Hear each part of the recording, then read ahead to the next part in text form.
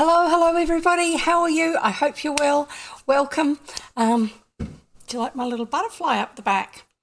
And there's Quest Sprout, and there's the cauldron full of sweets, and there's a wee glowy moon, and down here we have the pumpkin jack-o'-lantern thing, and we have a new addition to the friends.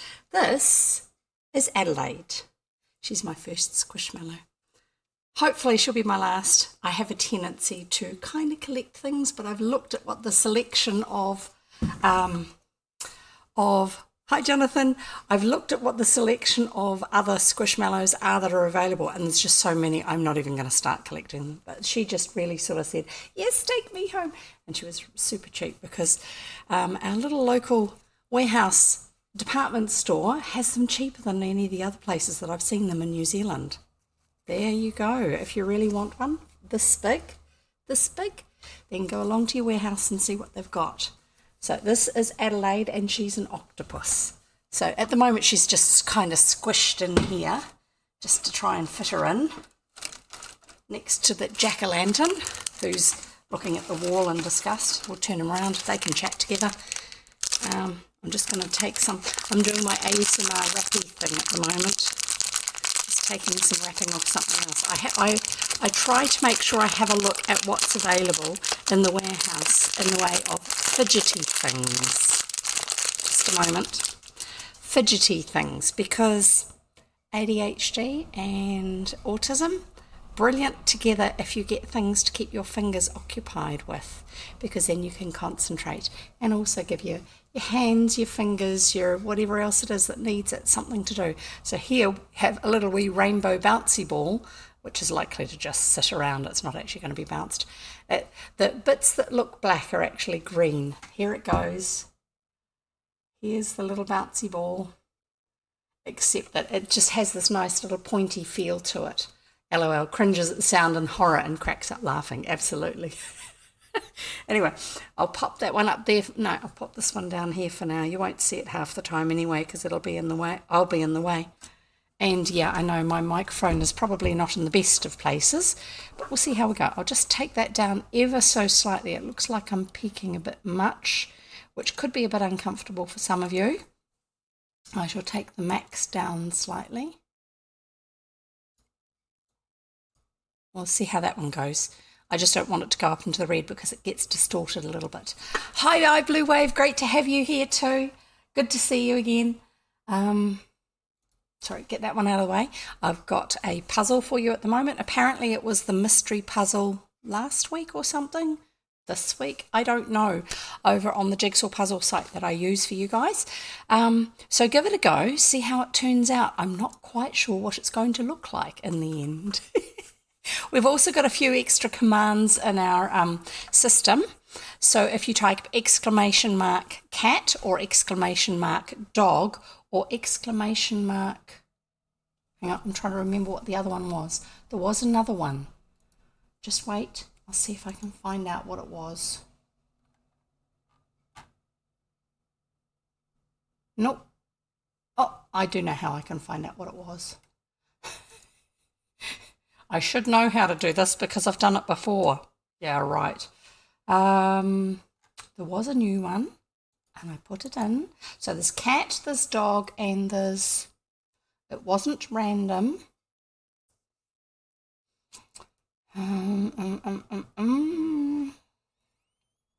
We've got a time one, we've got a weather one. So with the weather one should tell you what the weather is like. If you type in exclamation mark weather and then the name of a city or town and see, it may or may not be accurate because it depends on which town or city it's pulling the information as. So that should give you one. I was going to do one that was specific to me, but I forgot. Nearly there, nearly there. No, where's the other one? Where's the other one? It's here somewhere. Advice, exclamation mark advice. All of those will give you, not the weather ones. The weather ones aren't random. The cat, the dog, and the advice ones will all give you random just little fact snippets if you type them into chat. Go for it, Blue. Go and get dinner, and then you can get on with the puzzle while you're listening. It's going to be more of the same today, as it was on Monday for me. Just me chatting, doing a little bit of a folk story read, and then hopefully actually doing a little bit of craft stuff. I've also picked up some more materials. No, I don't have an addiction. I just enjoy getting little bits of useful stuff that can be used for things. I am going to add in some more commands too, to do with New Zealand, Kiwis, all sorts of stuff like that. I haven't done those ones yet, but we're getting there. We're adding all these little extra bits and pieces in, which is quite fun. Now I just need to check over here. All good. My computer is doing its proper thing. And no, not actually my computer. The bot computer is telling the other thing, the Discord server, that I am live. I didn't notice that before. I should have. That every time it makes a new post there, all of the previous ones in my announcement channel are updated to have the same overall picture. So they're all me pulling faces at you guys while I'm holding on to Adelaide. Whereas the one that's over on the Codex Discord server pulls a different image. I don't know why, it just does. So there's me looking worried at the side of the camera screen with Adelaide and the others behind me. Just amuses me. Sorry about that. Easily amused. There you go. Nothing wrong with that. Right, so I'll put this back on the place it's meant to be. Come on, go there. Thank you. It was just randomly sticking somewhere. Probably got too much open in the background on my computer. I've got lollies. I've got... What else have I got? I'm sure I've got more than lollies. I've got craft materials. I've even got chips. And I've got a drink. I've got a cold drink today. Yes, it's a colour change cup, but because I'm halfway through it and it's... No, not halfway through. Because it's got ice in it and half of it's got sarsaparilla in it. You don't really get the effect. But that's okay. I was going to look for something. I had to grab something that was right next to me. No, can't remember. I really need to redo my intro script, don't I? Because I get lost still. I do actually have a really neat little intro script to remind me the things I have to tell you guys and do along the way. But yeah, it kind of happens and doesn't happen. If you're new here, this is normal. Welcome to normal in this part of the world, my part of the world. I'm going to leave my hair up for now, even though it looks a bit weird because it's got tufty bits and stuff like that going on. That's the weird one that's sticking up at the back is actually the end of the clip, just because I'm a little bit warm at the moment. I've been out and I've got an extra layer on because I've got my purple t-shirt and I've got another top over that which has this cool autumn print on the front of it, which you can't see because it's down too far. So I will find what story we're going to read. I'm sure I had something sorted out here.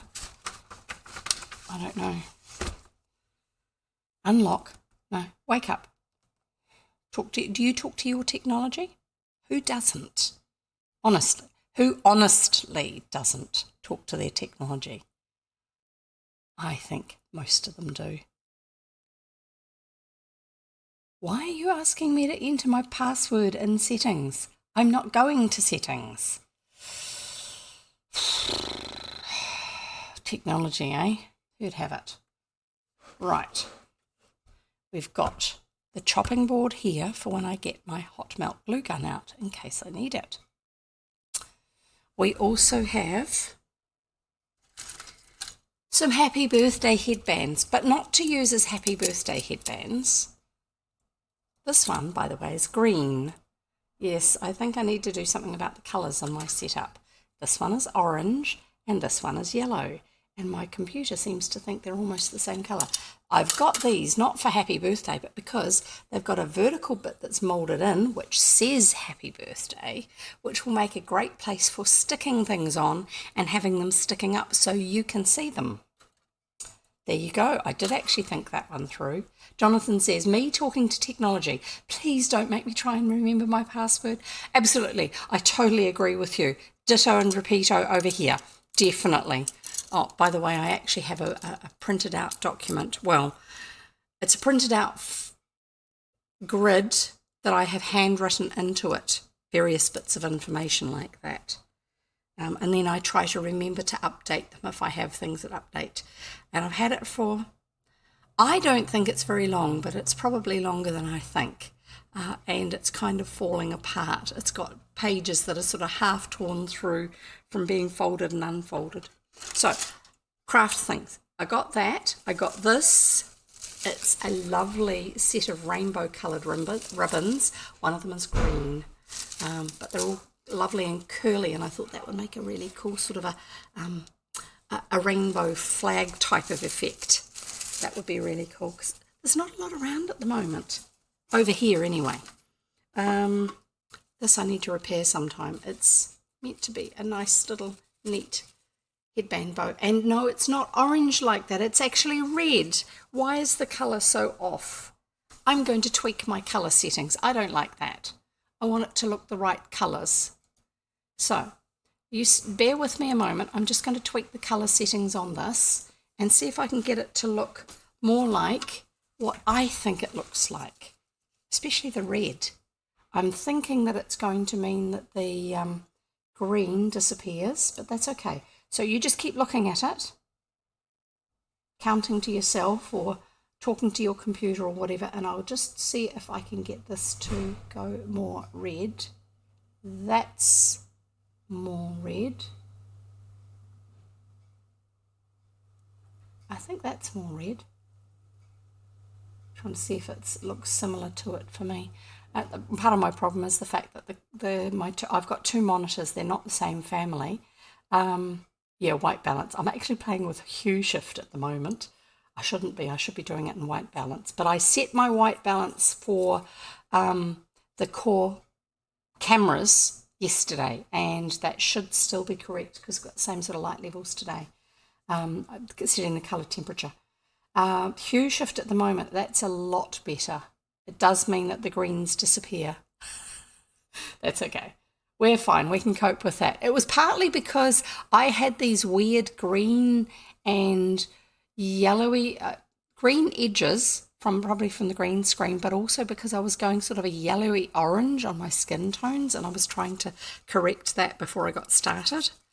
So this is more like it actually looks, that red colour rather than orange.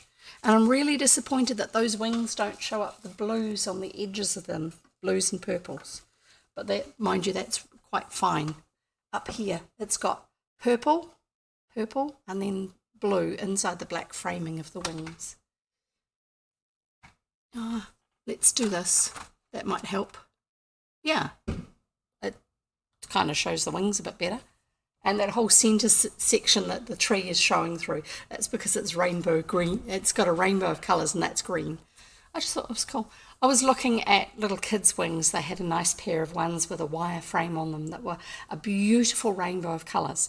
But because they're for little kids and they've got these elastic bands that go around your arms, and there's no way I'd ever get into that. You know, it'd be like choke off one arm, and the other one I couldn't even get on. But it was so small that they wouldn't have really shown past me. I was holding it up for Joel and son of Jeff, holding it behind me, right behind my shoulders, and saying, look, can you see the wings at all? Apart from this way, can you see them this way, past me? And he said, no. So, and then I found these, which I was not expecting to find. They're just fabric with this butterfly print on one side. It's got a band in the middle that would sit in the middle of someone's back. It's got a little bit of elastic, which if you're a child would go around your wrists, and you wear it as butterfly wings, but they waft, whereas the other ones don't. The other ones just stand there without being attached to your arms as well as your shoulders. So, yeah, it's always an ongoing process of seeing what bits and pieces I can find that are really going to meet the various ideas I have, or seeing something and going, oh, I know what I can use that for, that sort of thing. So yeah, I'm now happier with the colours I've got. Let's see what Adelaide looks like.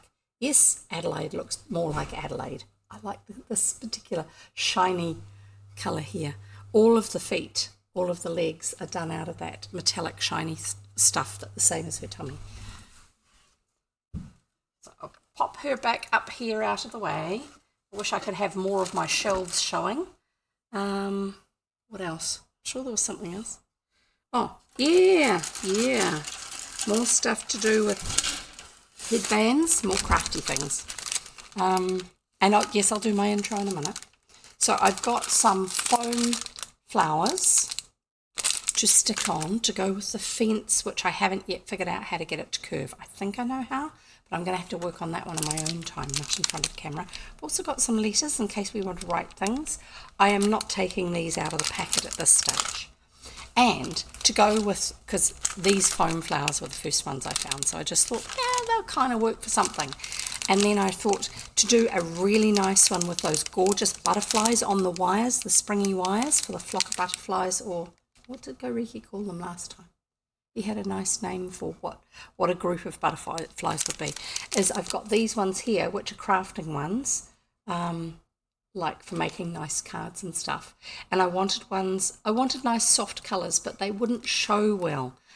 So these are made out of, I think, paper or, yeah, no, these ones are papers. But they've got nice strongish colours around the edges, so they will show up well when I do this flock of butterflies as well.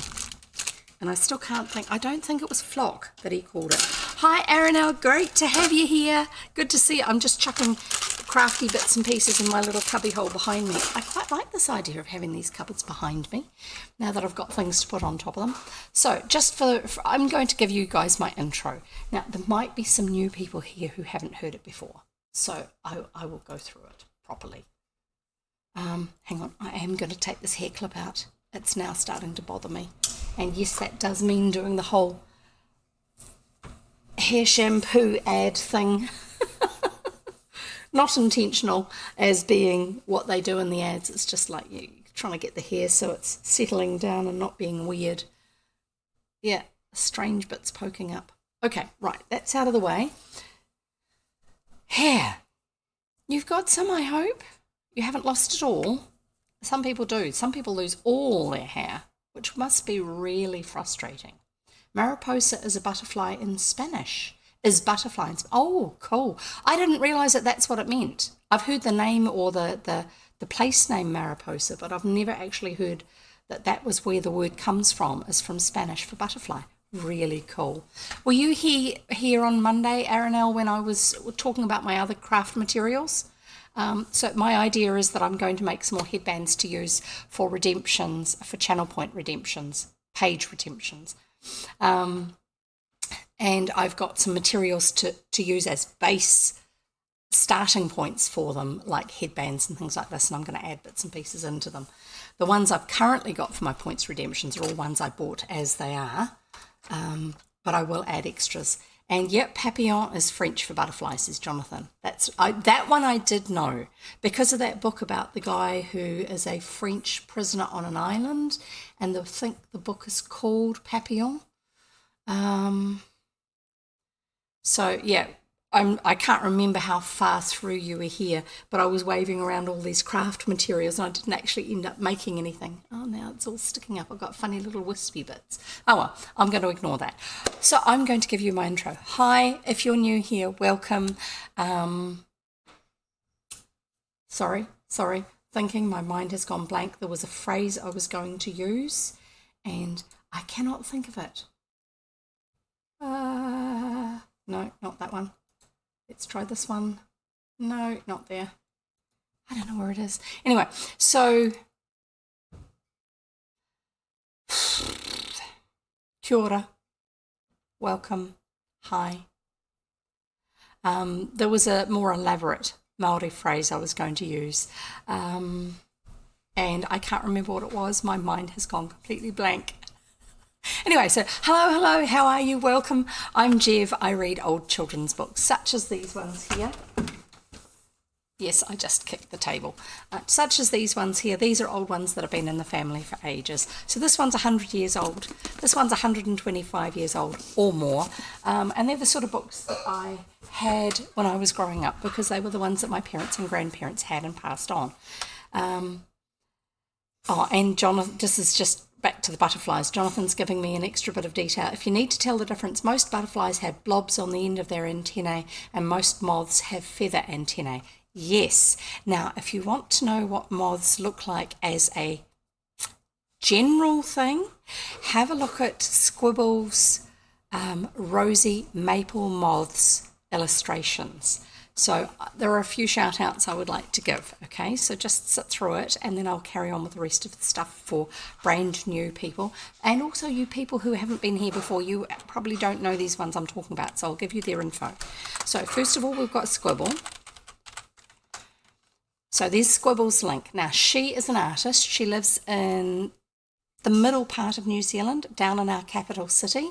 I say middle because she's the capital city's at the bottom of the North Island before you get down to the South Island. So it's down in the middle of the length of New Zealand.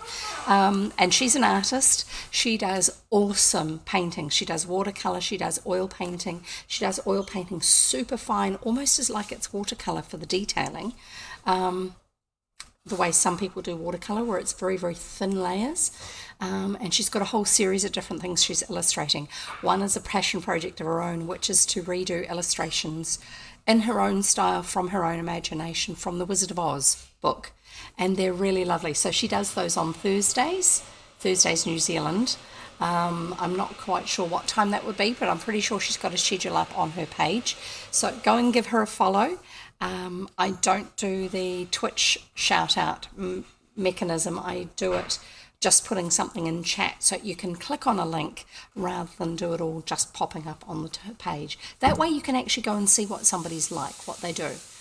Here's another bit of information for you if you're new.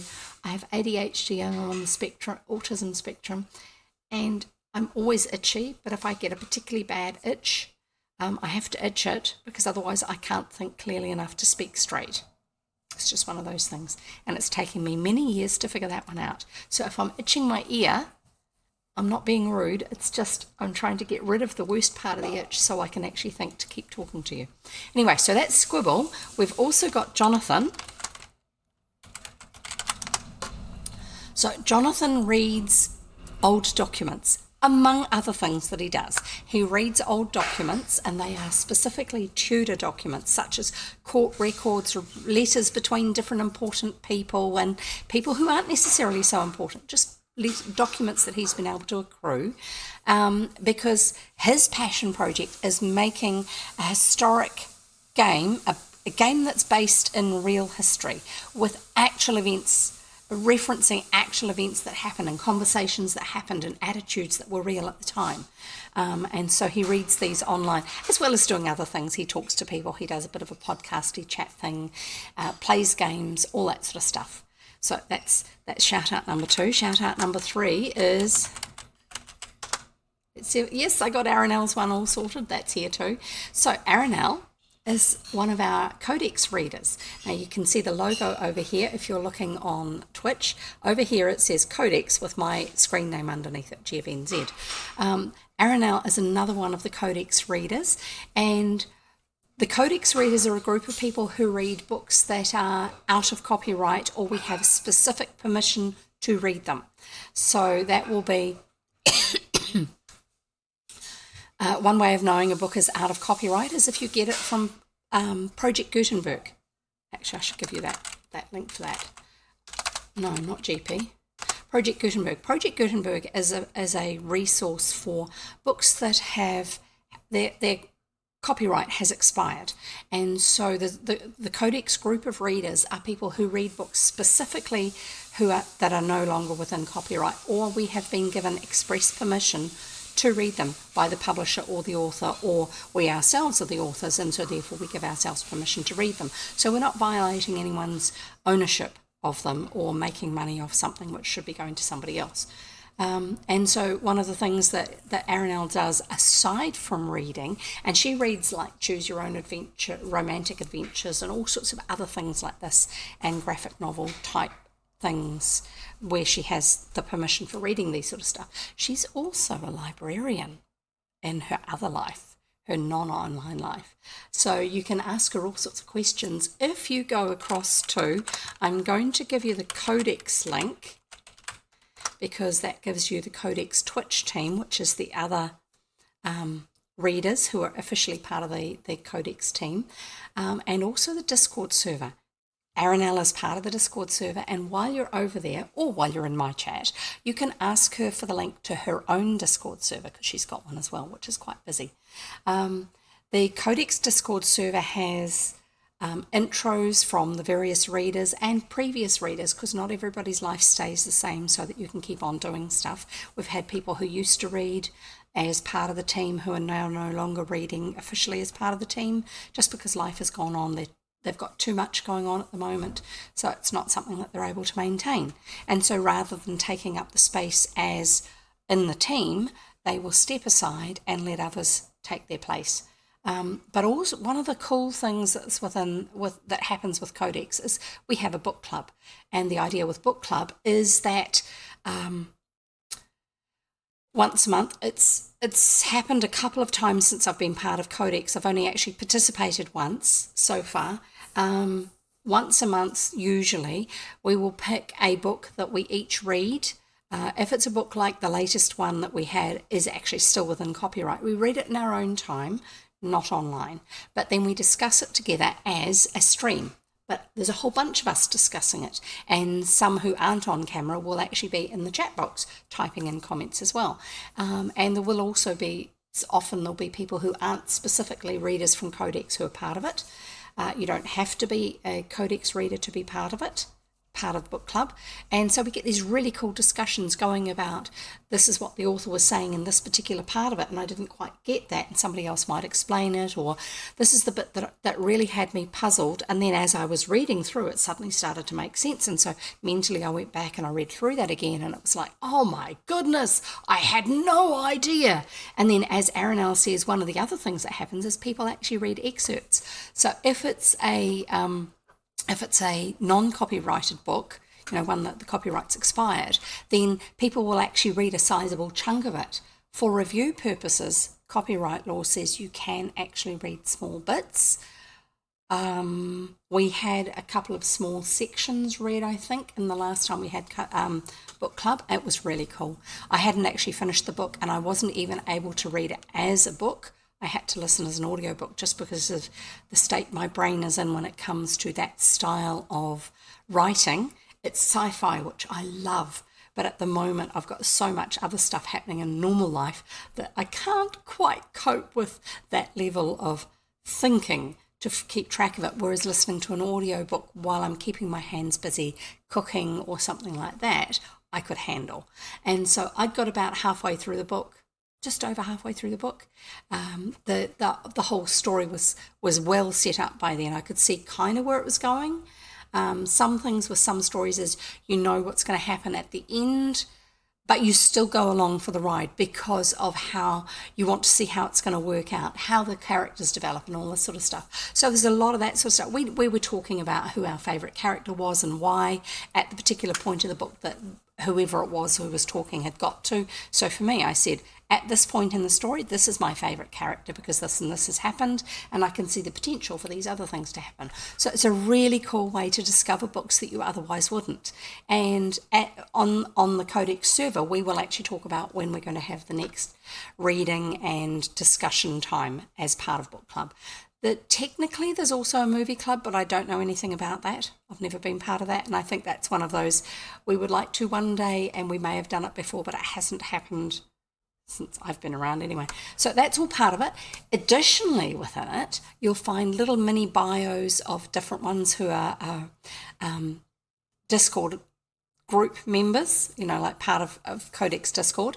Not everybody on those bios is actually one of the readers, but they're people who are interested in what we all do together. So they would come along and say, hi, and this is who I am, what I do, this is my favourite book, if I have to pin it down, what world, what literary world, or what gaming world even would I like to live in? I would like to live in this one if I got a choice because of these reasons, which is really good because you actually remember things that you otherwise wouldn't have because somebody else mentioned them. And we also, and the readers themselves, not all of them because I haven't done mine yet. I really need to. The readers are specifically meant to write themselves up a more detailed introduction so people know who they are. And that's really good. It's a great way to get to know them. I do know that among the readers we have a librarian, we have a teacher who doesn't live in the country that he originally came from. We have me who does business admin and photographs products, and I don't know what to call myself, job wise, whatever. This is, to me, I feel like this is what I really do. We've got people who are actors, who are voice actors, people who are audiobook narrators as their jobs, and it's amazing. And some of those ones, they actually do that as a job, like audiobook narration. The stuff where you borrow a book from the library or buy a book through Amazon Audible and you listen to it and you're like, wow. It's like listening to some god or something who's actually speaking with no mistakes, perfect intonation and all these wonderful things. I just don't have it in me. I mumble, I stumble, I muck things up so many times. It's all these sort of things. But for me, reading is fun. And it's loose, relaxed fun, which is partly why I read children's books. Sorry, I'm getting a little bit warm. So Aranel's saying that Orson Scott Card's Speaker for the Dead was the last book club book. Yes, it's the second book in the Ender series. You may have seen or heard of the movie Ender's Game. It's based on a book by this chap Orson Scott Card, and it's way more detailed in the book. Way more detailed. And it's part of a series of books, and the second book in the series is Speaker for the Dead, and it's basically a sequel to the first one with the main character from the first one continues, but there are a whole host of other newer characters come into it as well. Really good, really worth doing, and I am going to go back over it again at some stage and properly read it. Now that I've heard it, I'll probably be able to read it more easily. And Goriki's the champion of the movie club. I wouldn't be surprised the way he quotes movies, the way he uses clips from movies for channel point redemptions and things like loyalty point redemptions and all that sort of stuff, and is really big on riff tracks and stuff like that. I'm not surprised that Goriki's the champion of the movie club.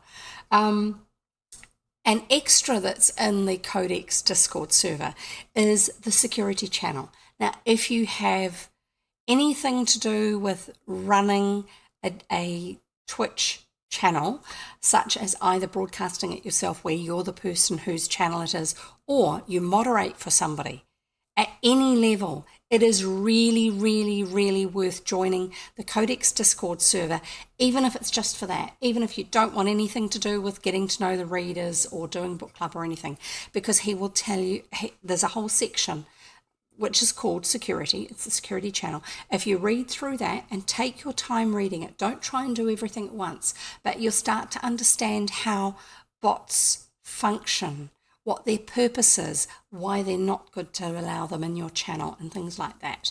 Things like the fact that they are eligible to receive people's gifted subs, unless where people gift a group of subs to your community. They are just as eligible to receive those as the real people who are sitting in your chat, which means somebody's given up their money for nothing, because these bots don't gain anything by it, but your community doesn't receive them. Some bots steal people's information. Other bots post spam or naughty messages in your chat and disrupt things just for the sake of being disruptive. And all sorts of stuff like that. And you'll learn all sorts of things that you can put into practice.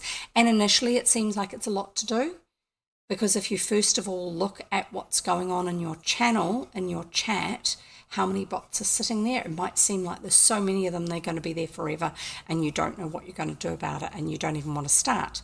Well, the reality is, if you start and do a bit, and then do a bit more, and then do a bit more, after a while you get to the point where you've got rid of the big list of bots that happened to be there because you didn't know they were initially, and then it's just keeping up with one or two that arrive.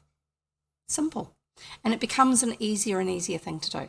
He's actually really good at it. He can pick when a user, as in they've got a username, is a bot from the characteristics of how long the account's been around, how many other channels they're in, and all sorts of stuff like that, often a month or 2 months before officially they are recognised as being a negative bot, just because he pays the attention to the details. So it's really worth joining, if for nothing else. And yes, I'm prepared to talk about this with you guys, even if you're not actual streamers yourselves, because I think it's worth you knowing that there are people who are streamers who do try to keep an eye out for the health and well-being of their community. And it's one way that we can do that. We can look after one another online, is just make sure that things like that are okay. So just a few wee housekeeping tips now before I get on with the rest of my intro. Technically, to be on Twitch, you need to be 18 or older or have parental permission if you're over 13 years old. If you are under 18 years old, do not tell me that you are under 18 years old, because I will be required to report you for being here illegally, because I'm not going to come round to your house and ask your mum to show me the letter that she says you can be online, okay? So I'm not asking anybody's age. But by being on my channel, by agreeing to be here, you are agreeing to be represented as 18 or older, all right? And if you say or do anything that counteracts that, I will be reporting you, and you will be removed from Twitch, because you are not allowed to do that. Okay, so that's the first bit of housekeeping. The second bit of housekeeping is just to explain something about the way my chat runs. So my chat is set up so that you can't write really, really, really long bits of text. It gives what I've got in the comments over there is one of the explanations. It gives other people a chance to say something without the whole of the chat box being filled with one person's single or 2 comments. Additionally, there's a little wee cute anti-spam bot factor, in that most of the bots that post spam, the messages they post are over 150 characters, because they'll have links, they'll have emotes, and all sorts of stuff like this. And by having a character limit on every post that people put up, it means that those spam bots, most of them are not actually going to be able to post to my channel, so we will not be exposed to them, which I think is really cool and very nifty. I'm pretty sure there was something else I needed to tell you to do with that. No, can't remember. If I remember, I'll tell you.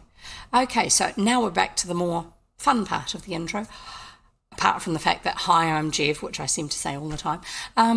I have 3 tips if you're new here. Get drinks, get snacks, and get comfy. So get drinks. I always have water handy, just because it's brilliant for keeping your brain and your body functioning. It's also very good to keep your throat working well if you're doing lots of talking. If you're getting over a cold or a cough or anything like that, lots of water. It will help your body to get rid of all of that gunk that's sitting in it.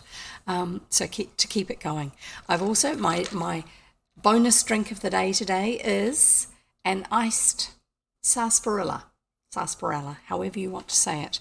I've seen it written and said so many different ways. And yes, the ice is working. Also known as root beer, because I think it's sarsaparilla root is what it's from originally. I don't quite know, because it's not actually a common drink in New Zealand. We have in glass bottles, we have a variety called Bundaberg root beer. No, Bundaberg sarsaparilla. And Bundaberg is in Australia. It's a place, but it's also a brand for fruit drinks and fizzy drinks and all sorts of stuff. They do a really yummy ginger beer, and they do an even yummier spiced Christmas ginger beer. If you get a chance to get some if you like ginger. It's really yum, even when it's not Christmas. So go on. Those of you in New Zealand, if you haven't tried it, keep an eye out for it, because it's a Christmas special. They only do it at Christmas time. I've got 4 bottles left from last Christmas, and I had 4 bottles left from last Christmas. I've had one of them just the other day. It was so good. It's not just ginger with cinnamon in it. It's got other bits and pieces as well. It's very yum. No lumpy stuff. Just drink. So this is the water bottle you'll see me drinking from because it doesn't tip over as easy as that pretty little purple one. So get drinks, get snacks, get snacks. I'm trying to move over so there's room for my hand. Get snacks. So what have we got for snacks? I keep saying that, don't I? I've got these in my cauldron, my Halloween cauldron. I've got some lollies. It's looking a bit low. Somebody's been snacking. I'll pull out a few so I can snack myself. So we have a jellyfoot, a jelly eyeball, which has this weird kind of orangey colour on the background. I don't get that. They had some other ones where it was a bag of just eyeballs, and they were, hi past shelf date, great to see you here. Good, you haven't missed out anything. Are you for or against cinnamon, having mentioned it? And a marshmallowy, chewy marshmallow skull. And there's some other things underneath in a packet, but I'm not opening the packet because if I do, then the ants will get in because those ones are not wrapped. And if you will give me a moment, I will just go and get the other sweets that I've got in a bag. I'll be back in a moment. Just chat with each other in a moment. I will be back.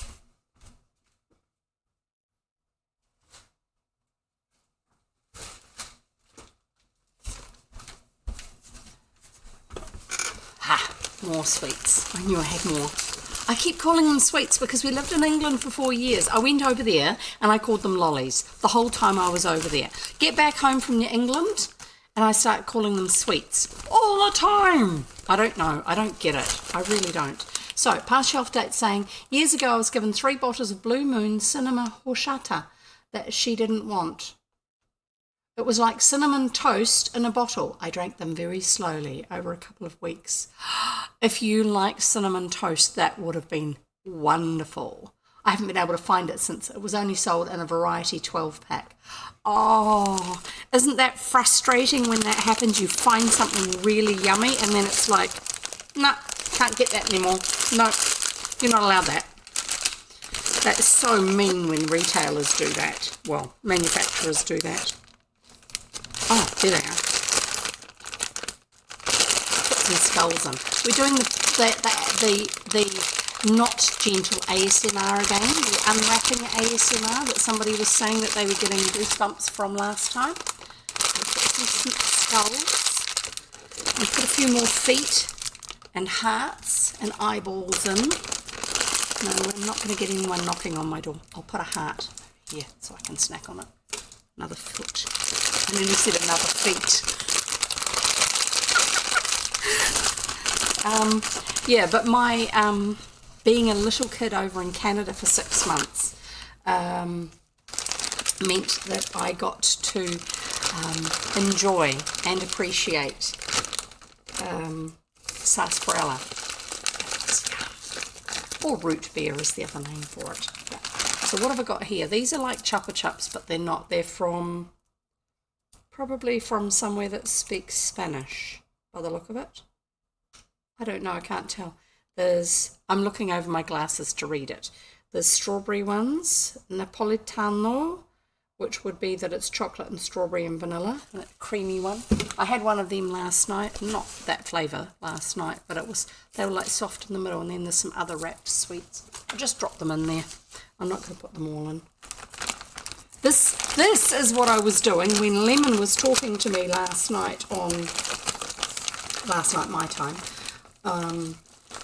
in our Discord server, and I was saying, you know, are there any particular flavours, candy flavours that you asking Kiwis, are there any particular candy flavours that you specifically think of as being American? And I said cherry, watermelon and grape, because they're not common flavours for sweets in New Zealand. And it was because I was eating these that do have those flavours. So I'm just going to carry on reading. Arinelle saying, I enjoyed a churro shake over the summer at Sonic. So yummy. Cinnamon sugar. It's one of the things. I love churros. The only place I can get them in New Zealand that I know of is Domino's Pizza, and they're not great unless they've only just done them. And I actually don't want them with the caramel or the chocolate sauce. I just want really nice fresh churros, like the ones I had at Disneyland when I was in my 20s. 21. Fresh, straight out of the cooking and then dipping in the cinnamon sugar. So yum. So these ones are strawberry, watermelon, and grape. There you go. These are chewy ones as opposed to those other ones which were hard ones. And they go back in here. Don't you think that's a cool face? I'm thinking about cutting the face out once I've finished the packet or whatever, once they don't need to be in it. And putting it on something just because it's a good goofy face. And then I've got these, which are Swizzles, loved since 1928. And I'm pretty sure Swizzles brand is English because I first got some of these items from a shop that only sells English products. I'm going to get up close and read. Made in the UK by Swizzles Matlow Limited, New Mills, High Peak, Derbyshire. And also Swizzles Matlow Ireland Limited, Republic of Ireland. And then they've got their thing. And this one is a whole lot of other bits and pieces that are wrapped as well. So they have little wee mini rolls of love hearts. Those are the ones that have the writing on them. Whoop, no, not in there. Not on the floor either. And we have these, which are, it says double lollies. I think it's kind of like a compressed sherbet lollipop. This is what the English call lollies. It's things on a stick, as in lollipop, lollies, or iced lollies, which are ice blocks in New Zealand. An ice block is a flavoured thing that's frozen on a stick that you eat. And sometimes they will actually be ice cream based, but that's on a stick. Like North Americans refer to popsicles. Popsicles are a particular brand of a particular type, and they're kind of like soft drink flavours like orange and lemonade and cola and strawberry and those sort of things. And then we get fruit flavoured ones, which is another brand called Frujuice, where they've got the flat ice block stick. But the English call them ice lollies, and these are lollies, as in lollipops. Whereas in New Zealand, all the sweets, whether they've got a handle or not, are lollies. And this is just some sort of sucker on a stick, which has pumpkins all over it to go with our pumpkin chappy in there. And these ones are drumsticks. These are chewy. I know this because I've had them before. And then you get the flat ones, which are Mr. Chew, which is similar, tutti fruity flavoured. I'm just topping this all up. And then you've got these ones, which are sort of, it's like they're extruded. Oh, yeah, it's a weird coloured green, which is just sort of matching my green screen. And these are called Swizzles Refreshers, sour apple flavour. And you kind of peel the wrapper off them and then stick them in. But it's a soft kind of a toffee stuff, and it's quite yummy. I think, yeah, that's one of each of those in there. I don't need any more of those. And get rid of that plastic wrappy noise. I'll carry on with some more comments. Past shelf date says, it's not like I can't be trusted around some good tasting alcohol. I just drink it even slower. Very good. Well done. I generally neglect alcohol. Somewhere in my home is a dusty bottle of wine, about half gone. Just be careful before you take a swig. It may be more likely to be vinegar now, because I've heard that that's what happens to wine if you leave it long enough. It can turn to vinegar. That's what vinegar started as, is just old wine. And if you have wine that you want to not throw out, but it doesn't taste pleasant anymore, you can turn it into vinegar if you use the mother of the vinegar, which is that cloudy bit that sometimes forms in certain vinegars. If you don't need to throw your vinegar away when it's got that in there. That's just the core of what causes vinegar to develop into vinegar. And if you put that into some more like half-turned wine, that will stabilize the vinegarization of it, or something like that. It's another stage of fermentation after something goes from grapes or whatever fruit you've got into wine. There you go. I'll carry on with reading the comments. It's taken me to get a decade to get it there. The wine bottle that's half done. Miraculously, it's still good as far as I know. That is excellent. Good to know. It's probably at a nice stable temperature and not evaporating too quickly. So that's why it'll still be good. Right. Lollies. Water. Do you like my other water bottle? Do you like the shine in it? It's not just blue, it's metallic, but it's got a purple tinge to it in certain places. And yes, you are getting reflections as well. See that purple band? And then it comes around to this bluey green colour. And it's all iridescent, but it's dark iridescent.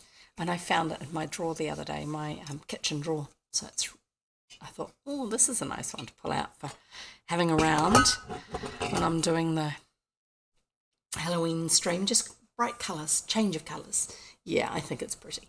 As I said on my Instagram post the other day, what new things have you discovered about yourself recently? I realised that purple is one of my colours. I've liked purple for quite a long time, but I hadn't realised how much it is one of my colours. Blue is my first and foremost colour, especially deep, rich blue, a colour that our family calls midnight blue. I've got a lot of blue glass just because they've given it to me as gifts over the years in various forms. And Arkarock did a range of little serving bowls and bigger serving bowls that were out of the same sort of cobalt blue but slightly darkish. So that's my first and foremost favourite colour, and then after that comes purple. The bluish purples. So the colour that this t-shirt is looking here, the colour that I see the bar up the top as being in the writing that's on it, to me that's not blue, that's actually a purple tone, rather than the pinkish purple. I like that, but not as much. And then there's a certain type of red. This is almost that red. I like the red where it has almost a blue edge to it rather than the yellow edge to it. Just colours that I respond really well to. So, yeah. And I used to think that my only favourite colour was blue. Oh, by the way, I've got chips as well. So that's my other snack. What snacks have you got? You did go and get some, didn't you? I know that iBlue Wave went off to get dinner so that they can actually enjoy the jigsaw puzzle. Get away with the noisy packet, okay? Right. Oh, and I've got this. I found this on my desk. I forgot I had it. This is a squish ball. Lovely. It sounds almost liquid. But if you have it sitting on something really bright, glows. I don't know if it'll show here. No, not really, does it? It's not really glowing. It's meant to glow. It was glowing before. I probably need to leave it out in the sun all day. But I've got that over the back there just so I remember it's there. So Arinelle had a soft pretzel and hot chocolate when she was walking around outside earlier. So good. You don't need to have too many more snacks then if you had a soft pretzel. They're quite big, aren't they? We don't really do pretzels in New Zealand. It's another thing. Bagels and pretzels, it's like boiled bread, boiled donuts. Isn't that what bagels are? Just because we don't have them, we don't know what they're like. Anyway, but pretzels are, the soft ones, I think, from what I understand, are bigger. We get the little wee tiny hard ones, the little pretzel bows in snack packets. Those are about the only ones we have, and those are yummy if you dunk them, especially when they got the salt, the chunky rock salt coating on them, and you dunk them in Nutella or peanut butter. Is food important to me? Not half. I'm just looking around. I'm sure there was something else I was going to show you. I've shown you. Oh yeah, my moon's shining away up there. I can't see anything else at the moment. So it's probably time to read this story. Let's figure out which one we're reading. That's what I was doing. I was unlocking this and then having a look at the ones I've got on my tablet to see the other ones. So Aaron says they were called Bavarian pretzels by the seller. Oh, okay, cool. I know a lot of that sort of food is like that part of Europe is where a lot of it's come from. So like Eastern Germany-ish, Eastern and more southern Germany and Poland, and a lot of that part of Europe has a lot of food things that seem to have migrated well to the States. We don't really have so much of that sort of thing.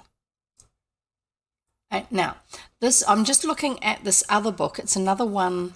There's a series of them. So this one's called More English Fairy Tales, and it's collected and edited by Joseph Jacobs. Now, he's the chap who compiled the one that we had the other stories from. I'm going to read the little intro, which is probably the same as it was on the previous book.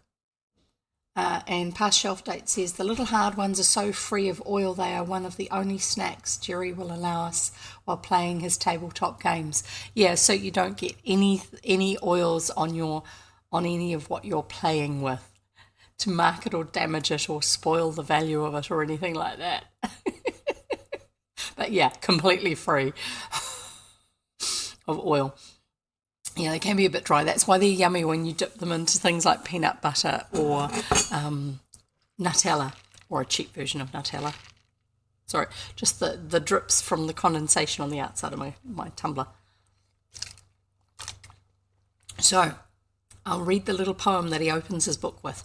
You know how to get into this book. Knock at the knocker on the door.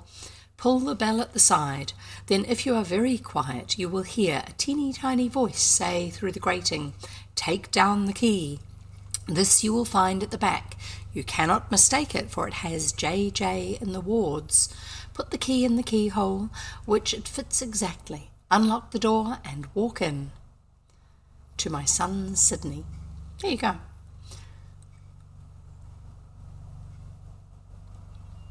I'm just skimming this. This volume will come, I fancy, as a surprise to both of my brother folklorists, both to my brother folklorists. So obviously it was only men who collected folklores. No, that's not true. Actually, we know of a Scottish lady who did folk tales, and she was the daughter of the author W.W. Tarn, who wrote The Treasure of the Isle of Mist, and she grew up with her father, who was a folklorist, who wrote that story for her as, I think, kind of as a birthday gift, and she was around him doing all his folklore collection work and grew up with that sort of thing, and she went on to be a folklorist herself of quite some renown. She's actually very famous in was very famous in academic circles for her collections of folklore. So it just amuses me, as a surprise to both to my brother folklorists, as if it's only men who collect folklore, and to the public in general. It might naturally have been thought that my former volume, English Fairy Tales, had almost exhausted the scanty remains of the traditional folk tales of England. Yet I shall be much disappointed if the present collection is not found to surpass the former in interest and vivacity, while for the most part it goes over hitherto untrodden ground. And the majority of the tales in this book have either never appeared before or have never been brought between the same boards, in other words, within the same cover, with each other. In putting these tales together, I have acted on the same principles as in the preceding volume, which has already, I am happy to say, established itself as a kind of English Grimm. I have taken English tales wherever I could find them, one from the United States, one from the lowland Scotch, which is what they used to call Scottish. Don't tell a Scots person or a Scottish person that you're calling them Scotch, because that's eggs and drink, just so you know. Lowland Scotch, and a few have been adapted from ballads, while I have left a couple in their original metrical form, that's as in poetic style, I think, a little bit of a rhythm to them.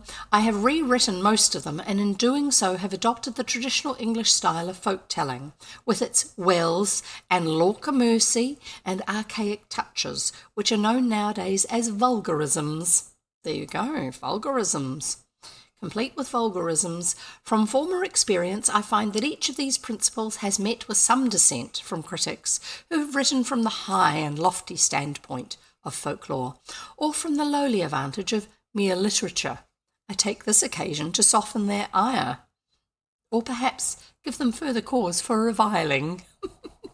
My folklore friends look on with sadness, while they view me laying profane hands on the sacred text of my originals. I've actually at times introduced or deleted whole incidents, have given another turn to a tale, or finished off one that was incomplete, while I have had no scruple in prosing a ballad, as in turning it to loose standard text, not keeping it as a poetic form.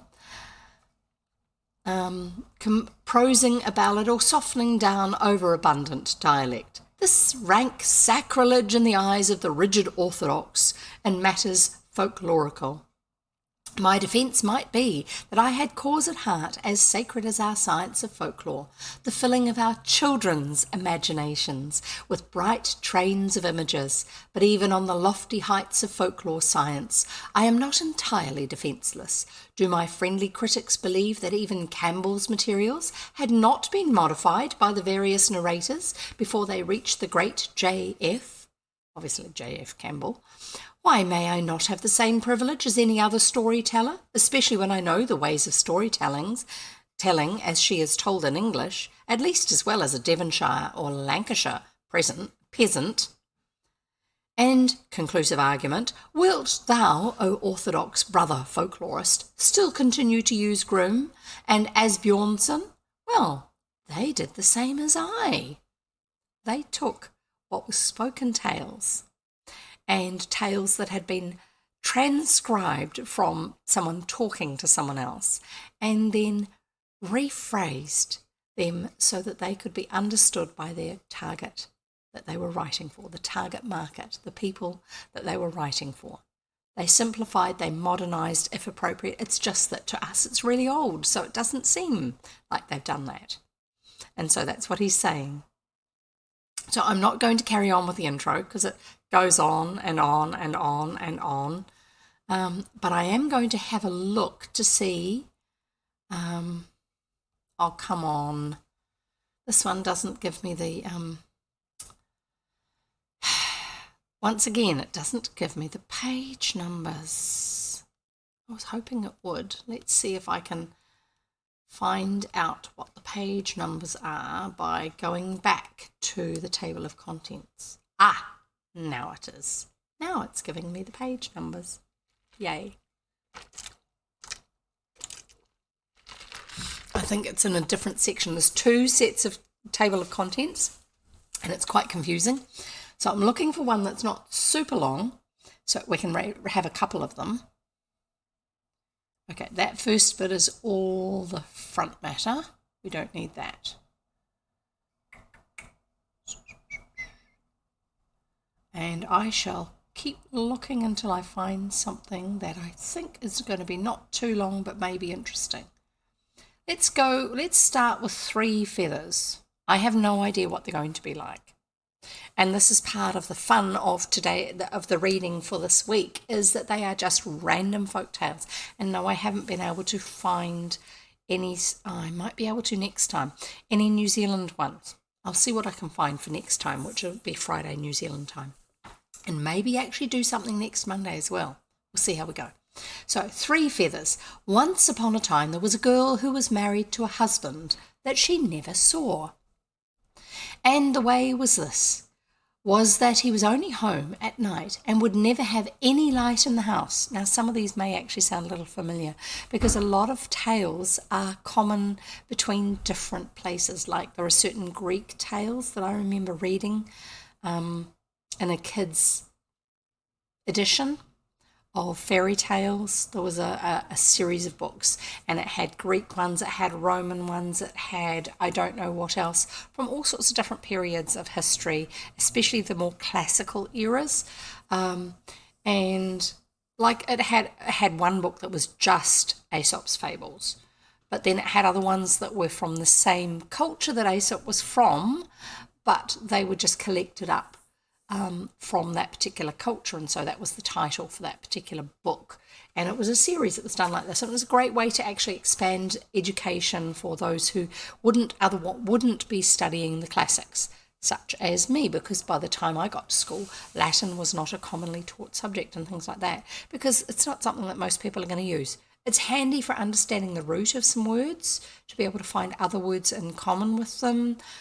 Sometimes when you're trying to understand somebody who speaks another language that's got some of the same roots as your own language, you can muddle your way through. If you do things like medicine and law, sometimes there are references to things where they use Latin terms, but it's not a conversational language. And so because it's not something that you use every day for most people, it's not commonly taught. It can be taught, but it's not commonly taught. But there are a lot of things we can learn from the fables that were told at those different eras, in those different eras. And so some publisher decided that it was a good idea to actually do a bunch of children's editions, collected fairy tales and fables from different lands and different cultures. And then we had this copy at the library, and I loved it. Just read through them, read at primary school, which would be elementary school, junior school, whatever you want to call it, depending on what country you're in. Anyway, so you may find that some of the stories that I read here seem a little familiar, because they may have a similar root to some of those ones, but they may have been retold into English tradition. It's not uncommon, so we'll carry on. So she never saw her husband during the daytime. She only ever saw him at night, and would never have any light in the house. The girl thought that was funny, as in peculiar. And all her friends told her there must be something wrong. Oh, go Riki's gone and redeemed area. What's all this about? Which means I forgot to, sorry. I just need to get my timers up, okay? Just getting my timers, which is that one, and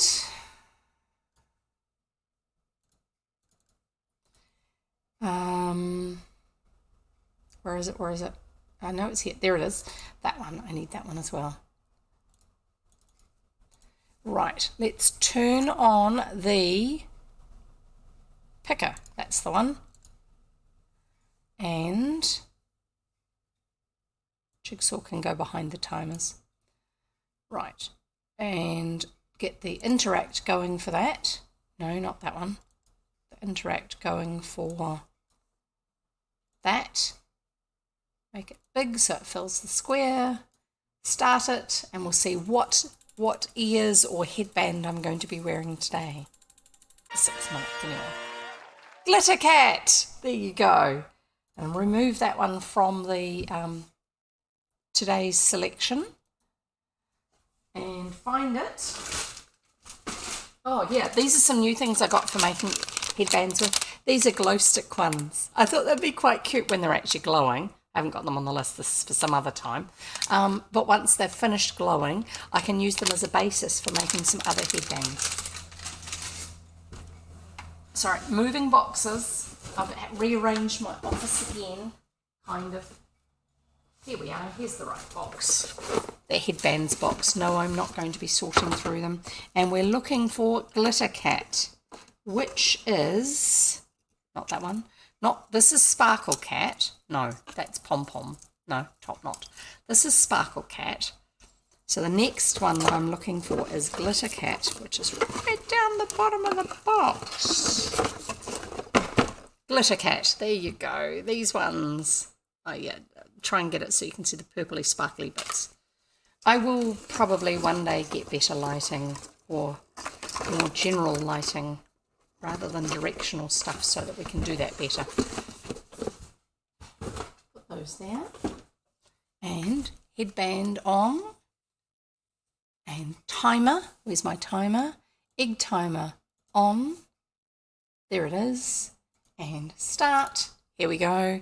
That's on for 6 minutes. Well done. Go Riki. Well done. Just trying to think if there was something else I needed to sort out at the same time. I do have my other timers going set up in the background now. I forgot to do those, didn't I? Yeah. Anyway, right, we'll get on with it. Carrying on with the story. We've got the first paragraph done. I've listened to Goriki reading when he was reading some Japanese fairy tales, and it was kind of like this, where you get not as rambly as me, but into all sorts of details about all sorts of things too. Nice to know I'm not the only one who does this. And I will put up for you guys here the jigsaw.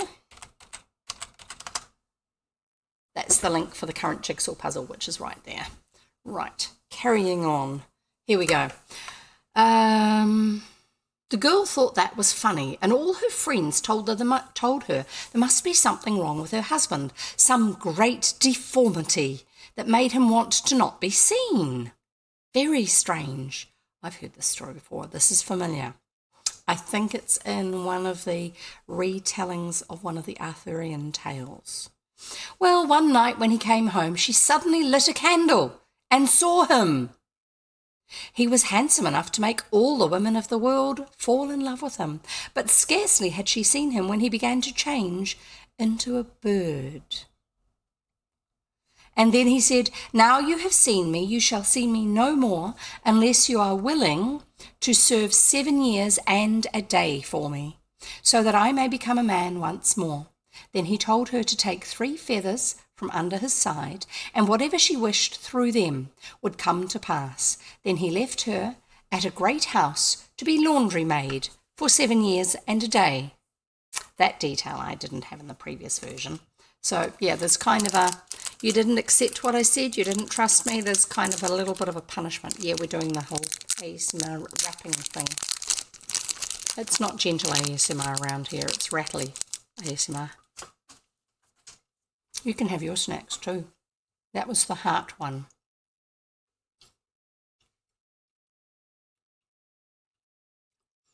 So he left her at a great house to be laundry maid for 7 years and a day.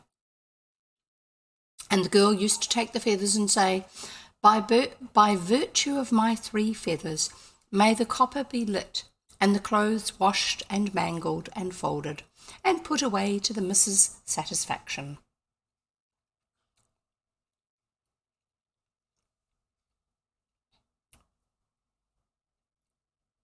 Because he didn't give a limit on the wishes, did he?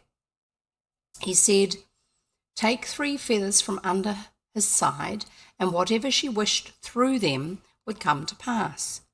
And then she had no more to care about it. The feathers did the rest, and the lady set great store by her for a better laundress she had never had. Well, one day the butler, who had a notion to have the pretty laundry maid for his wife, said to her he should have spoken before, but he did not want to vex her. Why should it, when I am but a fellow servant? The girl said. Why should it vex me? Vex? Do you know the word vex? Here we go. Vex, a trouble. Why should it trouble me? There you go. I'm just wondering if it's going to do another meaning as well. No, can't see another one. To trouble aggressively, to harass. That's actually what I'm used to it as. That's the verb of it. Why should it vex me? Why should it when I am but a fellow servant? She obviously doesn't realise he's got designs on her. The girl said, and then he felt free to go on and explain that he had £70 laid by with the master, and how would she like him for a husband? And the girl told him to fetch her the money, and he asked his master for it and brought it to her.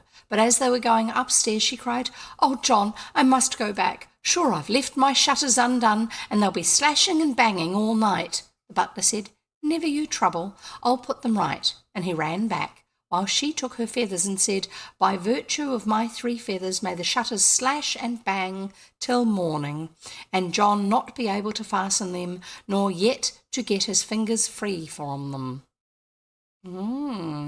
And so it was. Try as he might, the butler could not leave hold, nor yet keep the shutters from blowing open as he closed them, and he was angry, but he could not help himself, and he did not care to tell of it and get the laugh on him, so no one knew. Then after a bit, the coachman began to notice her, and she found he had some £40 with the master, and he said she might have it if she would take him with it. So after the laundry maid had his money on her apron, as they went merrily along, she stopped, exclaiming, "My clothes are left outside. I must run back and bring them in." "Stop for me while I go. It is a cold frost night," said William. "You'd be catching your death." So he's offering to go back and do it for her. So the girl waited long enough to take her feathers out and say, "By virtue of my 3 feathers may the clothes slash and blow till morning, and may William not be able to take his hand from them, nor yet to gather them up." And then she was away to bed. Oh, there's the timer. It's gone. It's finished. It's finished. No more headband. Not that one. Not right now. There you go. We'll turn that one off so it's out of the way, and we'll carry on with the next thing. And yes, I know where else I need to keep an eye, not just on my chat, but if there are any other redemptions, it's down in that corner over there on my screen. So I will actually see if anyone does any further redemptions. It won't get lost in the chat quite the same way. The coachman did not want to be everyone's jest, and he said nothing. So after a bit, the footman comes to her and said "I have been with my master for years and have saved up a good bit, and you have been 3 years here and must have saved up as well." So he's thinking she's got money that he can gain. "Let us put together and make us a home, or else stay on at service as pleases you." Well, she got him to bring the savings to her as the others had, and then she pretended she was faint and said to him, "James, I feel so queer. Run down to the cellar for me. That's a dear, and fetch me up a drop of brandy."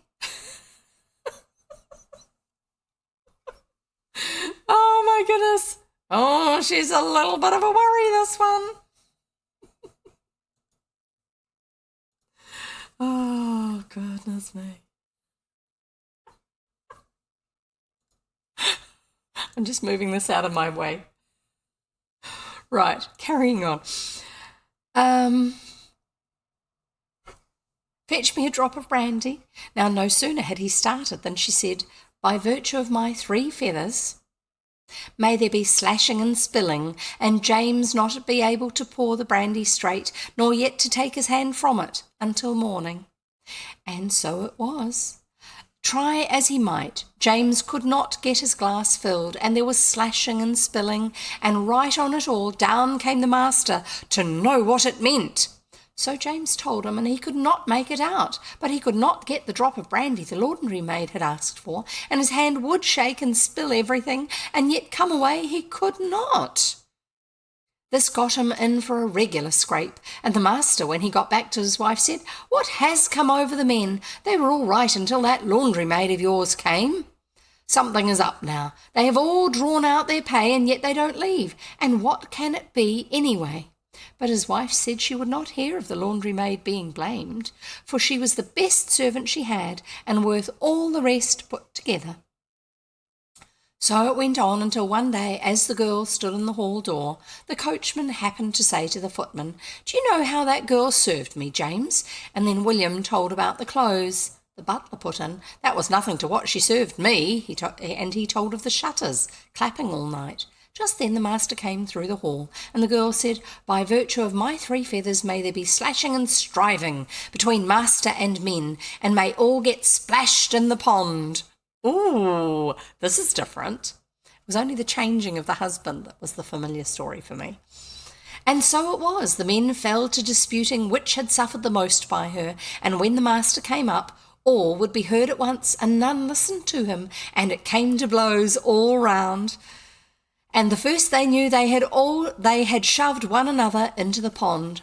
When the girl thought they had had enough, she took the spell off, and the master asked her what had begun the row, for he had not heard in the confusion. And the girl said, "They were ready to fall on anyone. They'd have beat me if you had not come by." Oh, she's a naughty one. So it blew over for that time, and through her feathers she made the best lawn dress ever known. But to make a long story short, when the 7 years and a day were up, the bird husband, who had known her doings all along, came after her, restored to his own shape again, and he told her mistress he had come to take her from being a servant, and that she should have servants under her. But he did not tell of the feathers. And then he bade her give the men back their savings. "That was a rare game you had with them," said he, "but now you are going to where there is plenty. Leave them each to their own." And so she did, and they drove off to their castle, where they lived happily ever after. There you go. What a naughty young thing she was. But she did save herself from unwanted attentions in the long run, and saved herself for her husband, which she obviously wanted to do. Sorry, I'm just checking this, as I'm supposed to do. Right, carrying on. We're going to read the next one. Sir Gammer Vans. Gammer, Gammer, Vans, like the shoes or the vehicle that people drive. I have no idea. We'll find out. This is a short one. Last Sunday morning at 6 o'clock in the evening. I'm going to read that again just to see if I got that right. I think I did. Last Sunday morning at 6 o'clock in the evening, as I was sailing over the tops of the mountains. Oh, okay. As I was sailing over the tops of the mountains in my little boat. I met two men on horseback riding on one mare. This sounds like Edward Lear's nonsense poetry. So past shelf date saying, oh, so the way to read that story is to understand that every one of those men would have used her. Exactly. And so basically she took what was would have used their male prerogatives of the time to simply make property of her, as wives were. It's ridiculous, of course. Absolutely. But yeah, she kept herself safe. Because she obviously was in love with her husband and wanted to be with him. And that would have been a barrier in that day and age. But she also took something that was precious to them, which was their savings. And yet she was able to give it back to them. So she didn't spend it. It just sort of hurt them in the wallet. I remember my children saying at one stage when we were in England and they were little, otherwise she comes off as pretty awful. Yeah, no, it's more that she was saving herself for her husband. And it kind of highlights their intentions. When we were in England, the children were little, and we saw a traffic cop parked on the side of the road, and a nice woody lay-by, it had lay-by, the little bit where you park on the side of the road that's off the road, and it had some nice trees around it, a little bit of a picnic area actually, but it was sitting there, parked, waiting, and the children said, "What's he doing there?" And we said, "Oh, he's got a speed camera." "What's that for?" "So that he can see if anyone's speeding." So they said, "What's that for? What's that got to do with it?" Well, that's so that they can be, anyone who's going too fast gets a speeding ticket. What's a speeding ticket? Well, it's a punishment for adults, and it hits adults where it hurts because it hits them in the wallet. Adults like to keep their money, and if it gets taken away from them, they might learn from having lost it. Was the only way we could think to explain it, at the time. So with these guys, her holding on to their money might have hurt them in the wallet too. Anyway, so last Sunday morning at 6 o'clock in the evening, as I was sailing over the tops of the mountains in my little boat, I met two men on horseback, riding on one mare. So I asked them, could they tell me whether the little old woman was dead yet, who was hanged last Saturday week for drowning herself in a shower of feathers? They said they could not positively inform me, but if I went to Sir Gammer Vans, he could tell me all about it. But how am I to know the house? Said I. Ho, 'tis easy enough, said they, for 'tis a brick house, built entirely of flints. Flint and brick are not the same thing. standing alone by itself in the middle of 60 or 70 others, just like it. Oh, nothing in the world is easier, said I. Nothing can be easier, said they, so I went on my way. Now this Sir G. Vans was a giant and a bottle maker, and as all giants who are bottle makers usually pop out from a little thumb bottle from behind the door, so did Sir G. Vans. How do you do, says he. Very well, I thank you, says I. Have some breakfast with me. With all my heart, says I. So he gave me a slice of beer and a cup of cold veal, and there was a little dog under the table that picked up all the crumbs. Hang him, says I. No, don't hang him, says he, for he killed a hare yesterday, and if you don't believe me, I'll show you the hare alive in a basket. So he took me into his garden to show me the curiosities. In one corner there was a fox hatching eagle's eggs. In another there was an iron apple tree, entirely covered with pears and lead. In the third there was the hare which the dog killed yesterday, alive in the basket. And in the fourth there were 24 hipper switches threshing tobacco. Hipper switches. I'm guessing that's the name of a particular thing from that era because I have no idea. So far everything else is adding up but not adding up. 24 hipper switches threshing tobacco, and at the sight of me they threshed so hard that they drove the plug through the wall and through a little dog that was passing by on the other side. I, hearing the dog howl, jumped over the wall and turned it as neatly inside out as possible, when it ran away as if it had not an hour to live.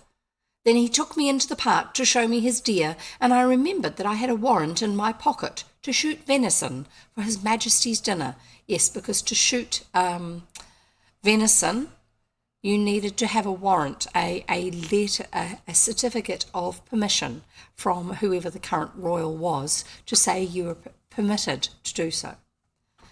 I had a warrant in my pocket to shoot venison for His Majesty's dinner, so I set fire to my bow, poised my arrow, and shot amongst them. I broke 17 ribs on one side and 21.5 on the other. But my arrow passed clean through without ever touching it, and the worst was I lost my arrow. However, I found it again in the hollow of a tree. I felt it. It felt clammy. I smelt it. It smelt honey. Oh ho, said I, here's a bee's nest, when out sprang a covey of partridges. They're a type of bird, game bird. I shot at them. Some say I killed 18, but I am sure I killed 36. Besides, a dead salmon, which was flying over the bridge, of which I made the best apple pie I ever tasted. That is the weirdest one. Complete and utter nonsense. Okay, that's cool. Let's see, what else have we got here?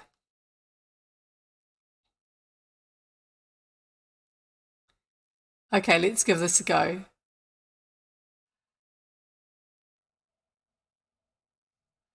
Gobborn seer. Gobborn seer. Seer. I'm going to give you the word.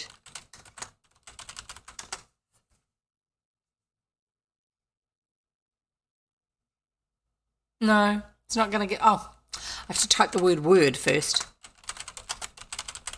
I can't read my mind. Funny that. I wonder why. One who sees something, an eyewitness. Traditionally, a seer is like a prophet type, seeing something. There you go. So, once there was a man, Gobborn seer, Gobborn, Gobborn, and he had a son called Jack. One day he set him out to sell a sheepskin, and Gobborn said, "You must bring me back the skin and the value of it as well." How do you sell it and then bring back the skin and the value? So Jack started, but he could not find any who would leave him the skin and give him its price too, so he came home discouraged. But Gobborn seer said, "Never mind, you must take another turn at it tomorrow." So he tried again, and nobody wished to buy the skin on those terms.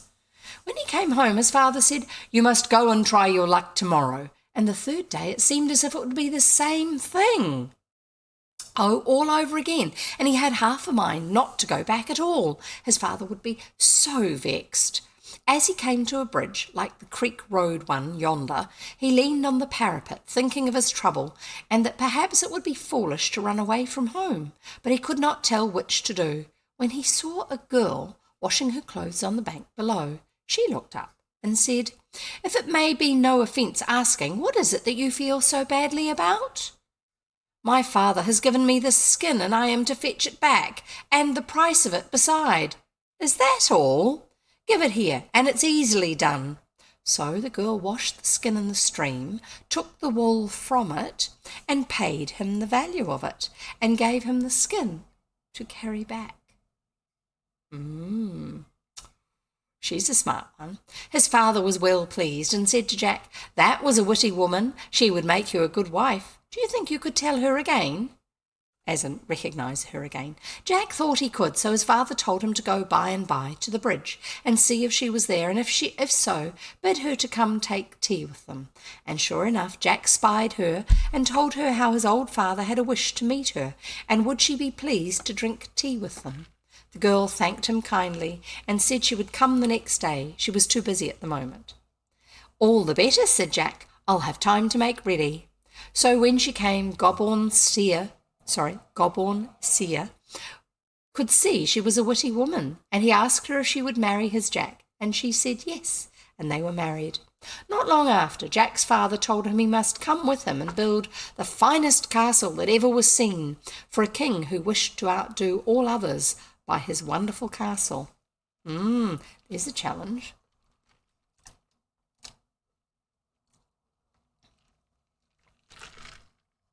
And as they went to lay the foundation stone, Gobborn Seer said to Jack, "Can't you shorten the way for me?" But Jack looked ahead, and there was a long road before them, and he said, "I don't see, father, how I could break a bit off." "You're no good to me then, and it had best be off home." So poor Jack turned back, and when he came in, his wife said, "Why, how's this you've come home alone?" And he told her what his father had said, and his answer. "You stupid," said his witty wife. "If you had told a tale, you would have shortened the road." Now listen while I tell you a story, and then catch up with Gobborn Seer and begin it at once. He will like hearing it, and by the time you are done, you will have reached the foundation stone. So Jack sweated and overtook his father. Gobborn Seer said never a word, but Jack began his story, and the road was shortened, as his wife had said. When they came to the end of their journey, they started building of this castle, which was to outshine all others. Now the wife had advised them to be intimate with the servants, in other words, get on really well with them. And so they did, and they did as she said, and it was good morning and good day to you as they passed in and out, because people usually overlook the servants or the other workers. Now at the end of a 12-month, that's a year, Gobborn the wise man had built such a castle, thousands had gathered to admire it. And the king said, "The castle is done. I shall return tomorrow and pay you all." "I have just a ceiling to finish in an upper lobby," said Gobborn, "and then it wants nothing." But after the king was gone off, the housekeeper sent for Gobborn and Jack and told them that she had watched for a chance to warn them, for the king was so afraid that they should carry their art away and build some other king as fine a castle, he meant to take their lives on the morrow. Gobborn told Jack to keep a good heart, and they would come off all right. When the king had come back, Gobborn told him that he had been unable to complete the job for lack of a tool left at home, and he should like to send Jack after it. "No, no," said the king. "Cannot one of the men do the errand?" "No, they could not make themselves understood," said the seer, "but Jack could do it, the errand." "You and your son are to stop here, but how will it do if I send my own son?" "That will do," said Gobborn. So Gobborn sent by him a message to Jack's wife. "Give him crooked and straight." Now there was a little hole in the wall rather high up, and Jack's wife tried to reach up into the chest there after crooked and straight. But at last she asked the king's son to help her, because his arms were longest. But when he was leaning over the chest, she caught him by the two heels and threw him into the chest and fastened it down, because he was defenceless since he was so stretched out. So there he was, both crooked and straight. Then he begged for pen and ink, which she brought him, but he was not allowed out, and holes were bored into the chest so he might breathe. When his letter came telling the king, his father, he was to be let free when Gobborn and Jack were safe home, the king saw he must settle for the building and let them come away. As they left, Gobborn told him, now that Jack was done with this work, he should soon build a castle for his witty wife, far superior to the king's, which he did, and they lived happily ever after. So he was telling Jack that he was to build a better house for his wife. And that's the end of that one. Now, we have, I think it's meant to be a poem, Lorca Mercy Me. And I'll write the title for you. There you go. Lork a mercy me. There was an old woman, as I've heard tell, she went to the market her eggs for to sell. She went to the market all on a market day. That shouldn't be timing you out, I'm sorry, Arinell. Arinell's got 3 clapping hands. I think it's just because Nightbot thinks that... Sorry, I'm just going to address this and then I'll get on to the story. I had turned Nightbot off, but I'm now using it again for something else. And I think it's Nightbot that has timed that out. Spam protection... Have a look over here to see if it tells me what's caused it. No, it was Stream Elements. That shouldn't be a problem. There was only 3 of them. Yeah, Arinell got wrecked. She did, sadly. I wonder why. It's not meant to do it for only 3. Spam filters. It's not meant to do it with quite so many. 3 should be all right.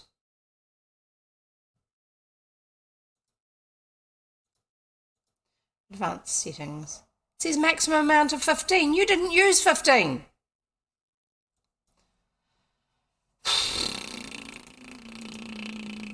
Well, let's turn that to 20. Maximum amount is 20. Okay, well, let's do 19 then. Thank you. That's strange. That's just strange. Try it again, Arinell. See if it'll work this time. I don't know why it said that.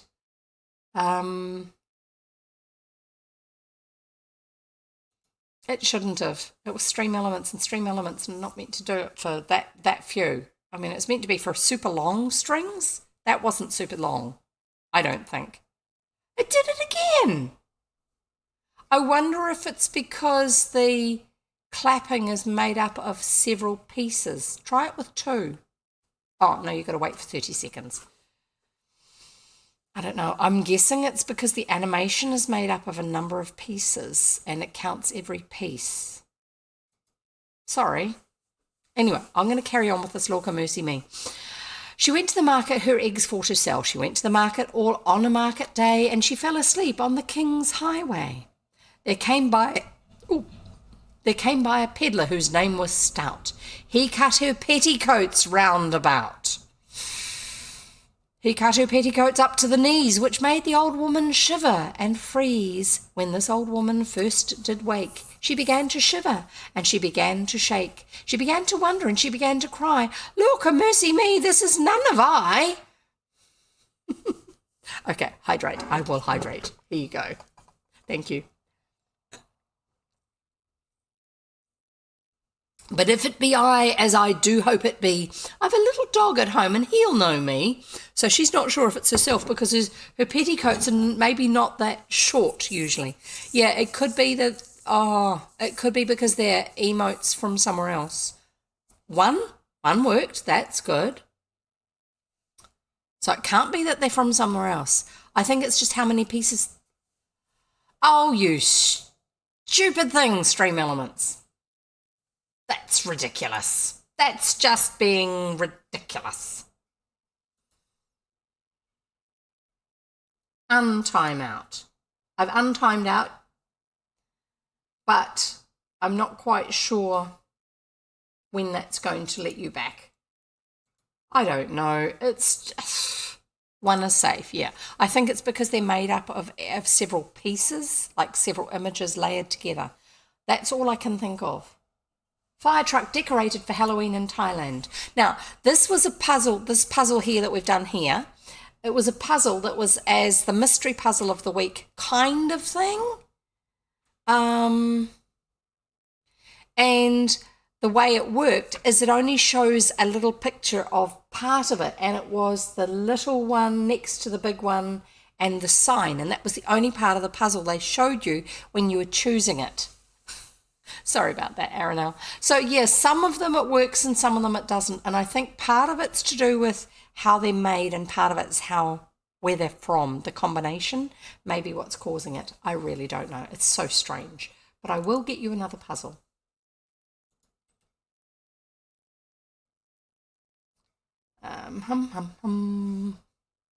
This one looks like a fun one.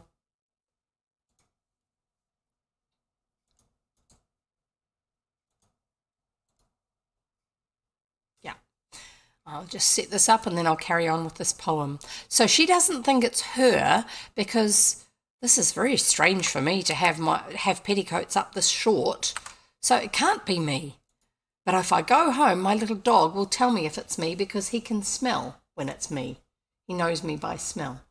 I'm going to put this up to 121, but not hugely bigger, so it doesn't take too long. It doesn't look like I'm going to have time to do any crafty things. If I get this poem finished quickly, we can kind of try. I don't know. I think I need to do some of them, some crafting stuff in my own time, and then carry on doing it on the stream so that we've actually got a start point, so it's a bit quicker to get into. Puzzle, puzzle, puzzle. No, not those ones, sorry. Jigsaw. It is there, alphabetical. Put this in here. Oop, no, not that. Save. And jigsaw puzzle's good to go.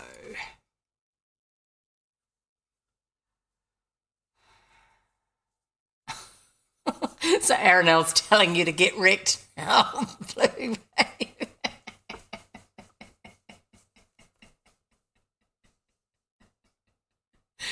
Oh, such a stirrer. I'll carry on reading.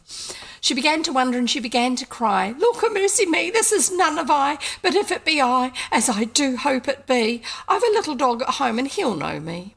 If it be I, he'll wag his little tail. And if it be not I, he'll loudly bark and wail. Home went the little woman all in the dark. Up got the little dog and he began to bark. He began to bark, so she began to cry. Lord mercy me, this is none of I.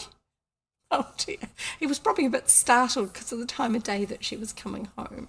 And she's now worried that she's not herself. And that was the end of that little one. So I'm going to call it quits on the reading there, and we'll see if I can pull out something I can do in the way of craft things. I'm pretty sure that if I go to the next screen, yes, the puzzle's still going. Yay. Oh dear. I'll get this out of your way. And we'll get the headband materials, ears, and we'll see what we can do.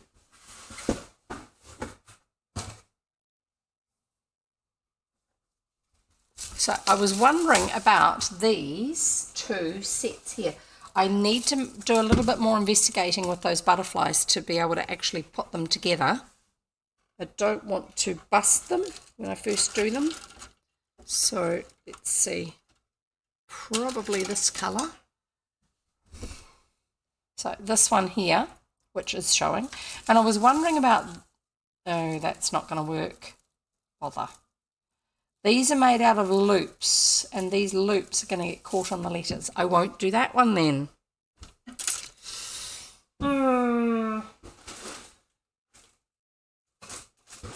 Eyes. Let's do eyes. Let's just stick eyes on them. How's that for an idea?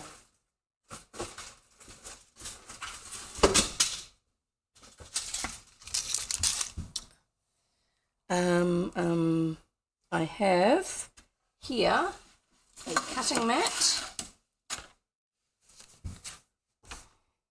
Drop that underneath. A cutting mat. And I also have here a craft knife and trimmer. No, I don't need you on the floor. And somewhere I have, where is it? I found it.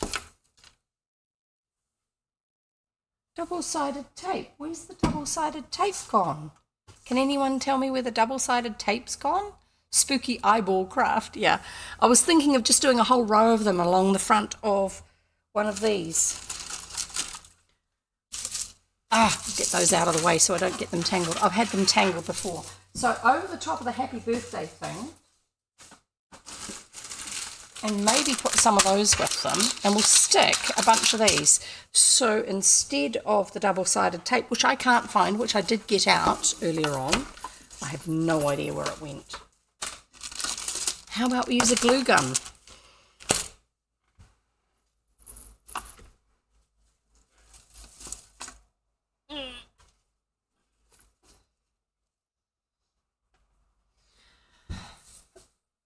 And put eyeballs on it, and then later on I can put some eyeballs on, well, googly eyes on springy wires as well. So first of all, undo the cord on this and plug it in so it heats up. I've got a plug board here. Plug board is turned on. Actually, put plug board up higher so I can actually have my cord reach, because it's really short. Hot melt glue gun. There we go. Lollies over there. I think it might be wise if I put these on this. Just so that I'm not worrying about damaging it, my desk. It's a cheapie from the op shop that I've had for years, and it wobbles, as you can tell, but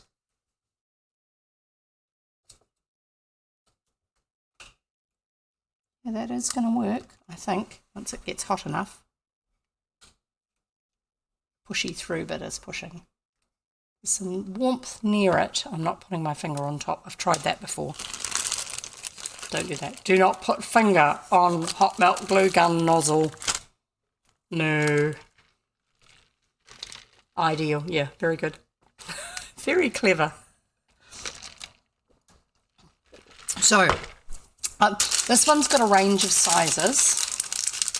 Yes, here we go. More ASMR wrapping noises. This has got a range of sizes. Some of these are slightly bigger. These ones I think are about the same, so I won't open those.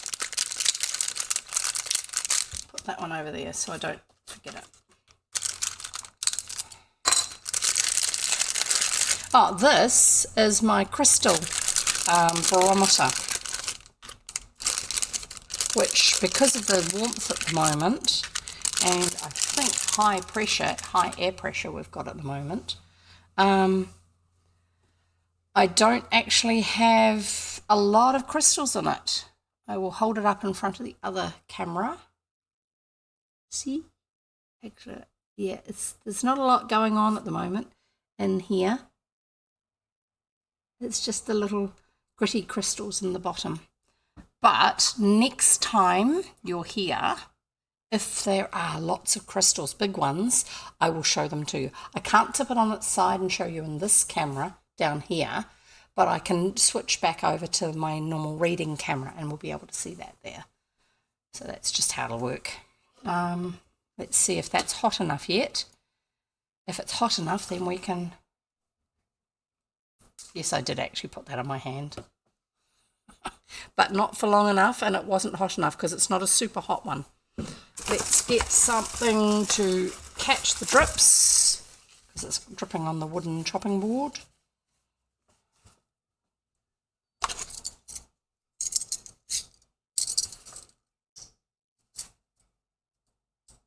Oh, come on, don't be silly. Okay, I'll get that off afterwards. That'll do for now. Eyes, eyes. I remember when I first came across these bags.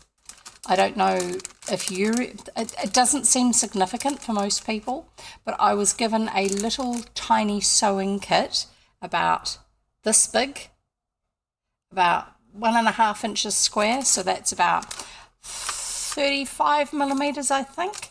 And it was in a little cellophane bag like this, and it had a strip along the top, which was a self-adhesive strip instead of using heat or glue to fasten the bag. And you could lift the flap up, and if you didn't put your finger all over that sticky bit, you could close it again and you could keep the item in the bag when you weren't using it. And it was such a new, novel thing, because we didn't have anything like that in New Zealand. It was on some craft that had actually come from Japan. I can't even remember how I got it, but it was something that someone had been overseas and seen it. I do remember it was from Japan, because I remember reading the label, because I was so intrigued by the fact that you could get something. Oh, those are different sizes again. So 1, 2, 3, we've got 3 different sizes there. Now that's the same as that, and that, and that. I think that's all the sizes we've got. You can have a look with me and tell me what you think. Lots of little ones. And now we've got to figure out how to get them on with the hot melt glue gun. I think that will work better than the double-sided tape would anyway. See how we go. All the eyes. Wouldn't it be cool to be able to just have a sea of eyes on it? So,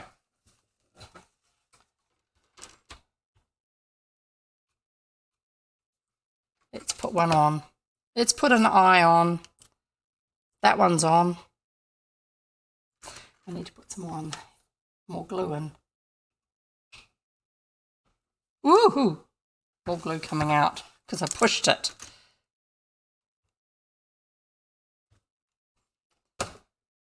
Okay, that can be there. Yes, we're going to get lots of strings of glue, and that can go there.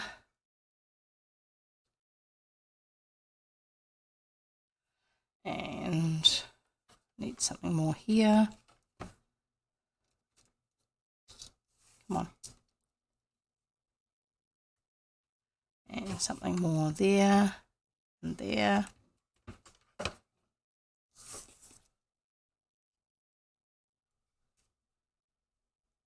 Almost need tweezers to pick them up.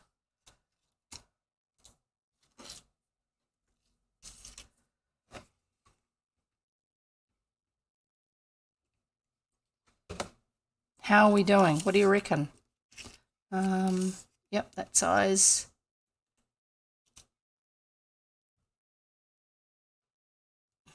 Do they look weird enough to you?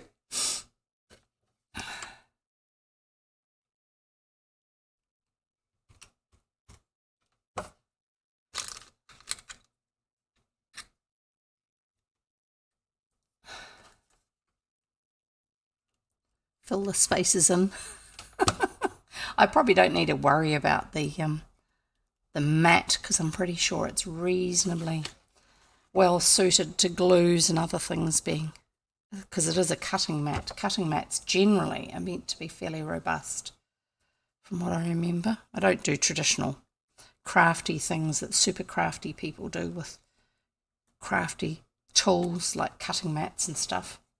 I like the odd sizes. Yeah, I like them too. And I like your use of I. Very good, Aranel. All the word things today. Oopsie. Ow. Just, no, not hot enough to actually burn, but just a observation that I'd put my finger in the hot glue. That's all. That size.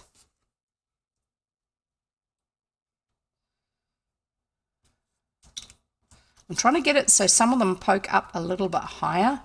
I don't know if it's working, but hey, I like the idea of being able to use something that's designed as letters, like the happy birthday thing, as a way to get the extra elevation. I may need to put some across the back just to bond the tops of some of them back in.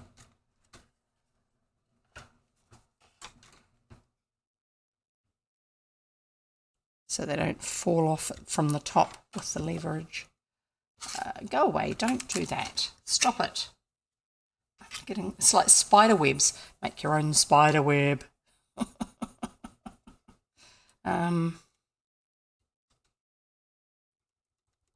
Puzzlers. Oh yeah, that's cool. I like that. That's the crocheted pumpkins. Aren't they cute? And the little what do you call that guy? Like a skeleton man. Is that Jack Skellington, or is it meant to be just a ghost with a top hat or something? I don't know. I don't have any tradition of that sort of thing in my family. Well, apart from the Canadian ones, who I only spent some time with them when I was little, so I don't remember the details. Least I can say we got some craft stuff done, even if it was just sticking a load of eyes on something. No, that one. Really big. Really big. I might be able to build up some glue between them to bridge across. That would be really cool, wouldn't it? Let's see if we can find another puzzle, because I'm still happy to carry on with this if you're happy doing that. Come on.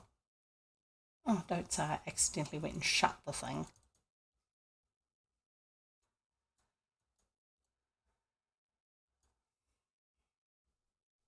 Sorry, I'm trying to find my keyboard. It's underneath the edge of my desk. More puzzles. What else do we need? What's that?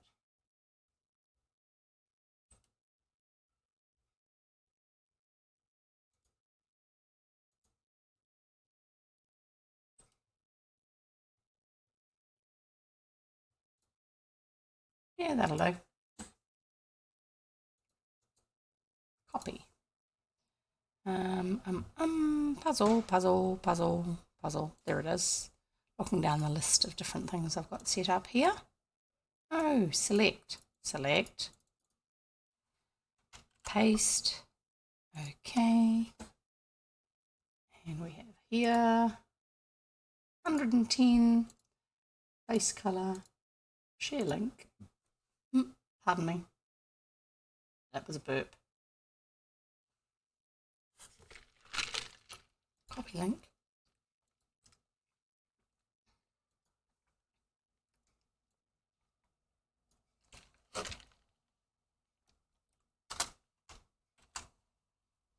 And save, and that one's ready to go as soon as anyone wants it.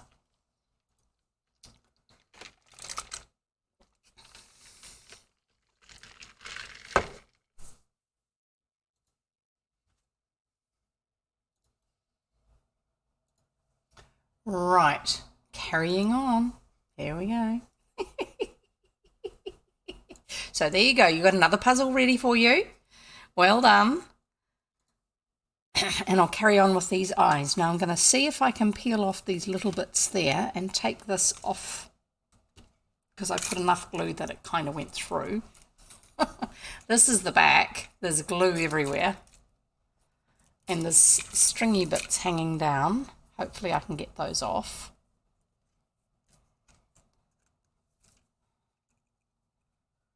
It's not too bad actually. How does it look? I didn't intend to put a big one in the middle and then two big ones at the ends. How's that for eyes? Let's just swap over. You're not going to lose your puzzle, just stay there, but let's swap over to this one because you can see better. There you go. Kind of. I feel like it's a little bit too tiara-like. I don't think it's meant to look like a tiara. I think we need to see if we can build up a stack behind it somehow, and maybe see if we can get some other angles. I don't quite know how to do angles. Okay, well, we'll see what we can do. Let's Yeah, stop squeezing that out there, you ninny. Let's reinforce these just so they hold on a bit better.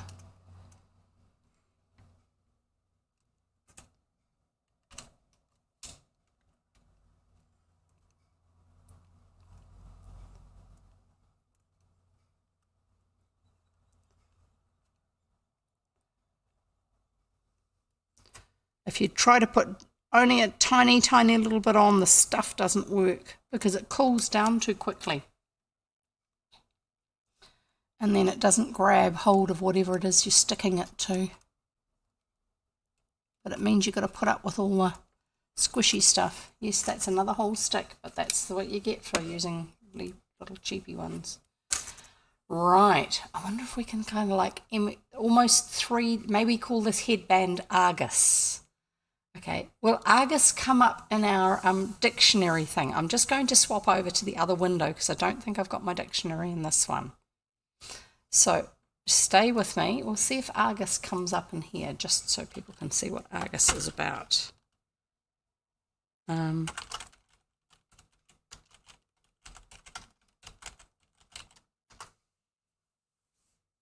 Argus, a watchful guardian. There you go. Oh, that sounds like a cool idea. What do you reckon? I like that idea. I'm going to see if I can get this to come up here a bit more so we can add some extras in. I don't really want to stick cardboard behind it though. I'm wondering if I can sort of, you know, fake 3D print with glue. I need to put another stick in. Hang on. Get out. They're super cheap. I mean, the glue gun was like $5 at the very most.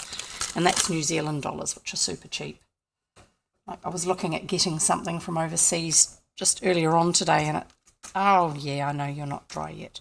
I was looking at getting something from overseas earlier on today, and the price on it to anyone overseas would not have been much, but because New Zealand dollars are not worth a lot at the moment, it was not cheap, unfortunately. It's just the way it is. So I'm just building this up down the back, and hopefully I'll be able to polish off my mat because it's meant to be a release mat as well as other things. We now have, let's hold it still so it goes cold. So how's things with you while we wait for this to go cold? And Jenny, really seriously rethinking her life choices here? No, not. So yeah, we've got all the pumpkin themed stuff at the moment, just in case you hadn't figured that one out. Some of that glue up the top, up here, is still slightly stickier than others. Obviously it's stayed warmer. It's so funny. Poke, poke. Yep, that's still soft. Let's find another story. Where's my book? Put the box lid on. Stack the other boxes back. Back, I said. Sit, I said. Sit. Stay. Right, that one's going to stay there. That one's going to stay there. Oh, it's starting to feel a bit firmer. Here's my book.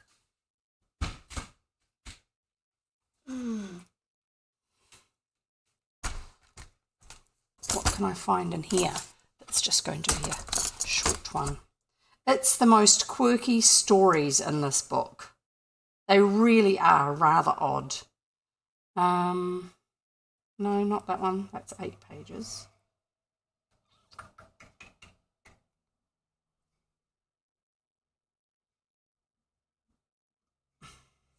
Johnny Gloke. Here we go.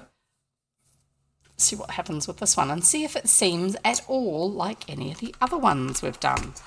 Johnny Gloke. Johnny Gloke was a tailor by trade, but like a man of spirit, he grew tired of his tailoring and wished to follow some other path that would lead to honour and fame. I think I've got that sound a little bit loud on this one. It's peaking. Sorry about that. Do let me know if you find that my volume is way too quiet or way too loud. Don't let me just go through and assume that it's all okay. And you can get quite specific with it, because the specifics will help me to be able to... okay, that's not hard enough. The specifics will help me to figure out what to do. Right, carrying on.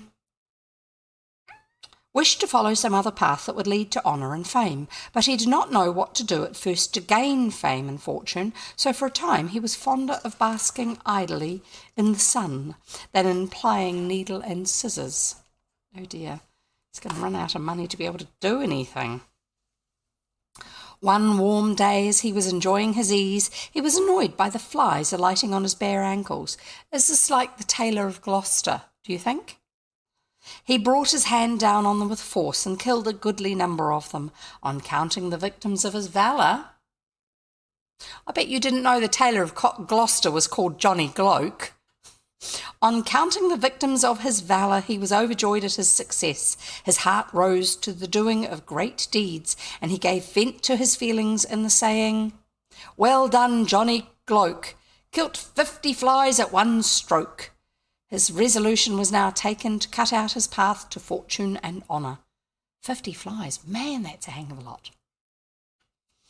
His resolution was now taken to cut out his path to fortune and honour, so he took down from its resting place a rusty old sword that had belonged to some of his forebears. That's looking a lot better down there. And set out in search of adventures. After travelling a long way, he came to a country that was much troubled by 2 giants. Oops, accidentally turned the page. And learned that the king of the country had offered a great reward, and the hand of his daughter in marriage. Oh, apparently that was the thing to go for. To the man who should rid his land of this scourge. I don't know, I hope that the daughter has a bit of a say in this. Oh dear. All my opinions, yes, all my opinions. John's heart rose to the deed, and he offered himself for the service. The great haunt of the giants was a wood, and John set out with his old sword to perform his task. Oh, we're getting there. Oh, nearly. This end, yes, not that end. Oh, I can let go of it now. It's standing up on its own. It'll give us some angles. I just noticed that.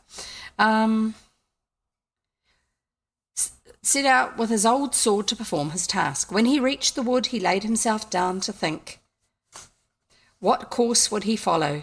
For he knew how weak he was compared to those he had undertaken to kill. He had not waited long when he saw them coming with a wagon to fetch wood for fuel. My, they were big ones, with huge heads and long tusks for teeth. Johnny hid himself in the hollow of a tree, thinking only of his own safety. If Johnny has any sense, he'll want the king's daughter to have a say.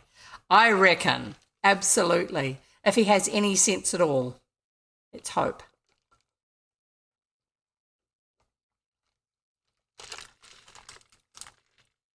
Yeah, I noticed that, Arinel. If I only use it once seems to be fine.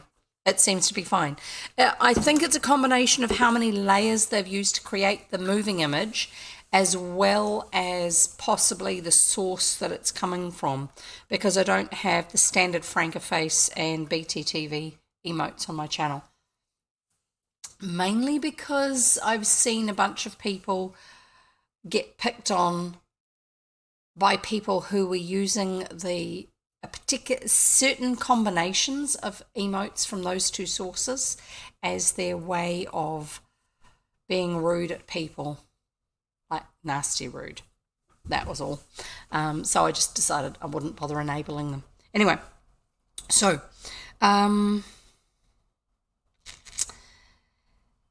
Johnny hid himself in the hollow of a tree, thinking only of his own safety. Feeling himself safe, he peeped out of his hiding place and watched the 2 at work. Thus watching, he formed his plan of action. He picked up a pebble and threw it. Sorry, I might as well sit over here so you can see the little critters behind me. Or emoji, space emoji. That's a thought. Don't rude Aranel. Aranel's being rude. No, Aranel's not being rude, but thank you for telling her. Yeah, try it with two, but with a space in between them instead of just hard together, and see if that makes a difference. There's meant to be enough room for quite a few on the settings I've got. Right. Well, this is all testing. We're finding out what's actually happening and what will work, but that's fine. Give it a go. See what happens.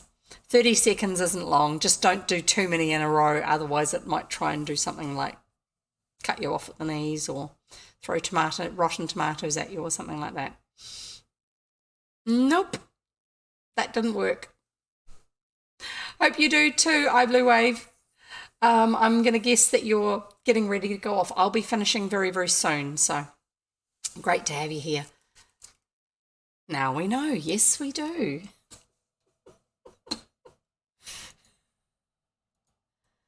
I'm going to tell it not to time you out. There.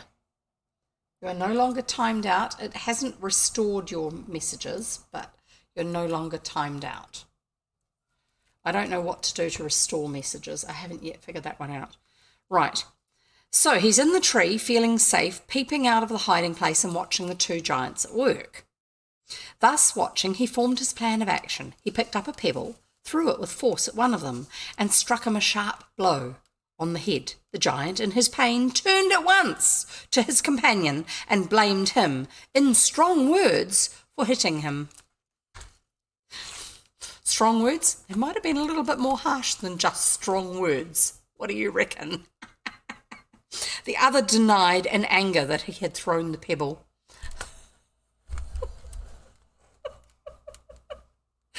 Oh dear.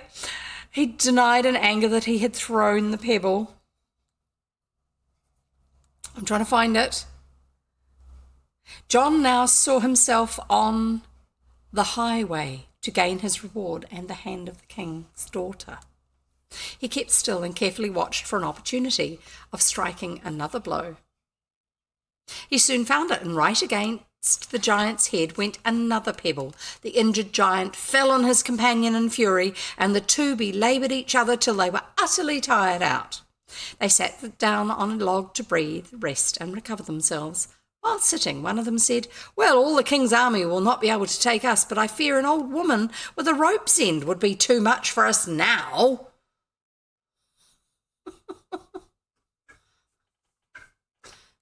So Goriki says, no audio, so I'm going to need to read the explanation. It works for whatever its purpose was for. Read the closed captions, Goriki. Yeah, I think Goriki's looking for the explanation as to school PC. Yeah, that makes sense. Looking at the bits of information behind what was happening with the timeout or with the what to do to untime out. I have no idea. Something like that. So, all the king's army were not able to take us, but I fear an old woman with a rope's end would. While sitting, no, I'll read that bit. "If that be so," said Johnny Gloke, as he sprang bold as a lion from his hiding place, "what do you say to Johnny Gloke with his old roosty sword? With his old roosty sword. What do you say to Johnny Gloke with his old roosty sword?" I almost feel like I should be doing the Swedish Chef. So saying, he fell upon them, cut off their heads, and returned in triumph. He received the king's daughter in marriage, and for a time lived in peace and happiness. He never told the mode he followed in dealing with the giants.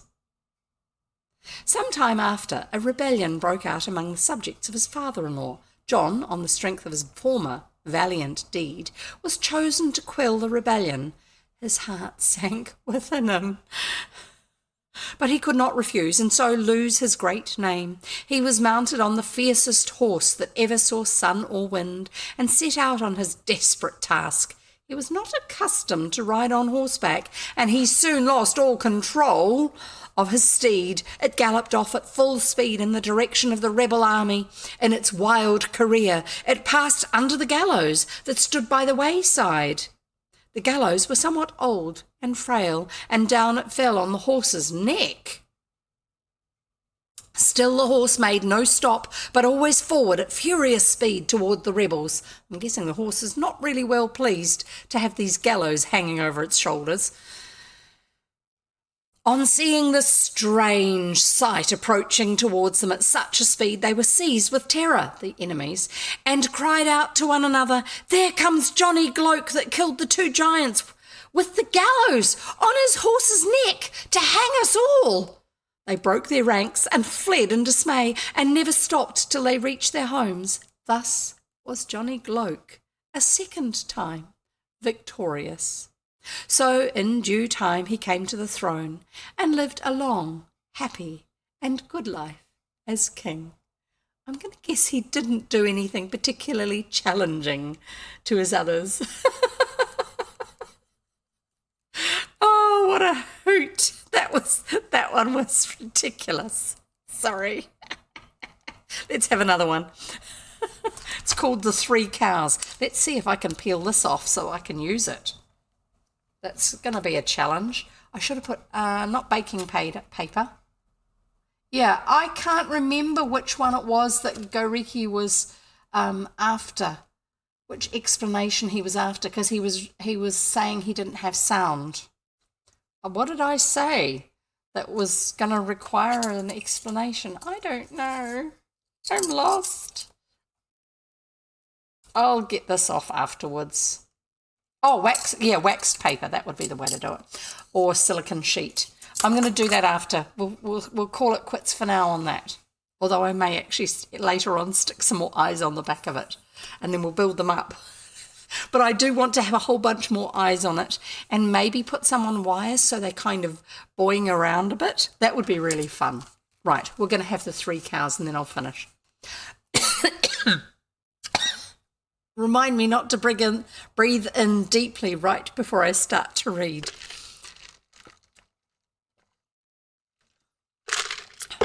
Here we go. The 3 cows. There was a farmer and he had 3 cows. No, I was just checking in case Goriki had sent me a message over in my Discord server. No idea. There was a farmer and he had 3 cows. Fine, fat beauties they were. One was called Facey and the other Diamond and the third Beauty. Fassy or Facey? Fassy. F-A-C-E-Y. Facky? No, it wouldn't be facky. Let's see if this is actually a word. Sorry, this is distracting me. Let's try putting in word as a command. I doubt that it is. Try it somewhere else.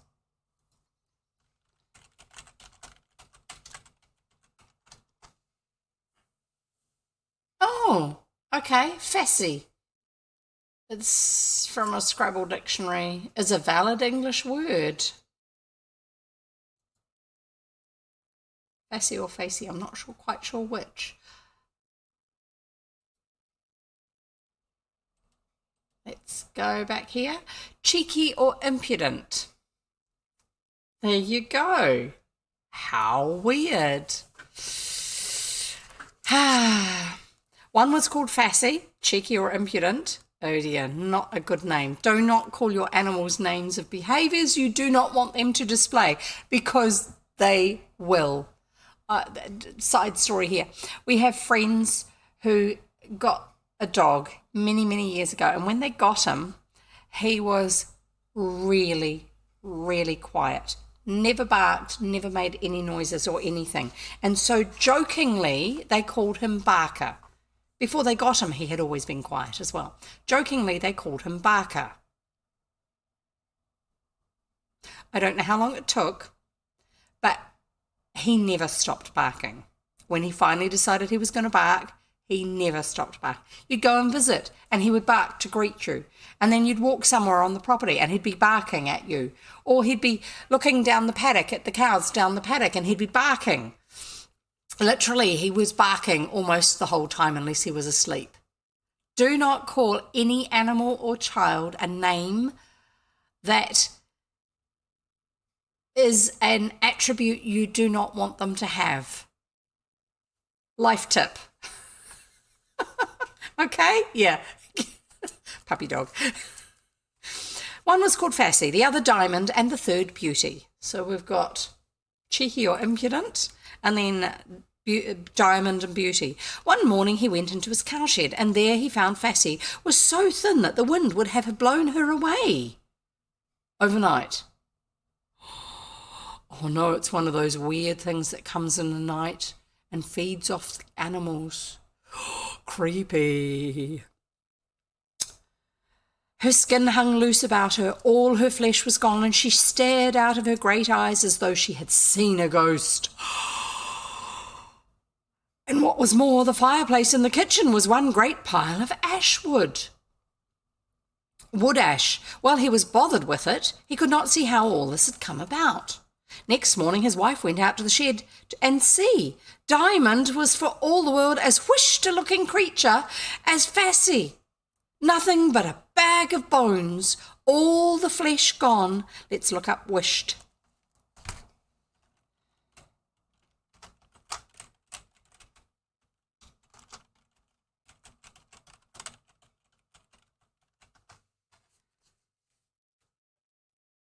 Oh, I'm on the wrong screen for doing these anyway. I don't know why I'm doing that. I really have to get them going in this screen as well because I do use it quite a bit, more than I thought. Wished, hush, be quiet. I don't know. Without life to it, I suppose. Anyway,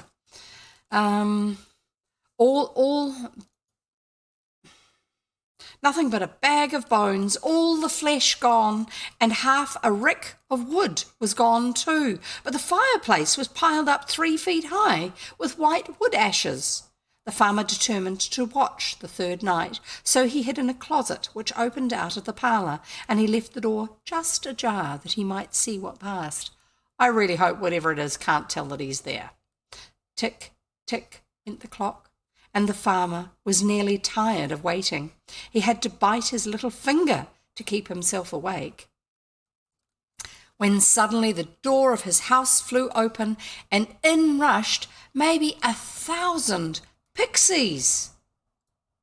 1,000 pixies, laughing and dancing and dragging at Beauty's halter until they had brought the cow into the middle of the room. The farmer really thought he should have died with fright, and so perhaps he would had not curiosity kept him alive.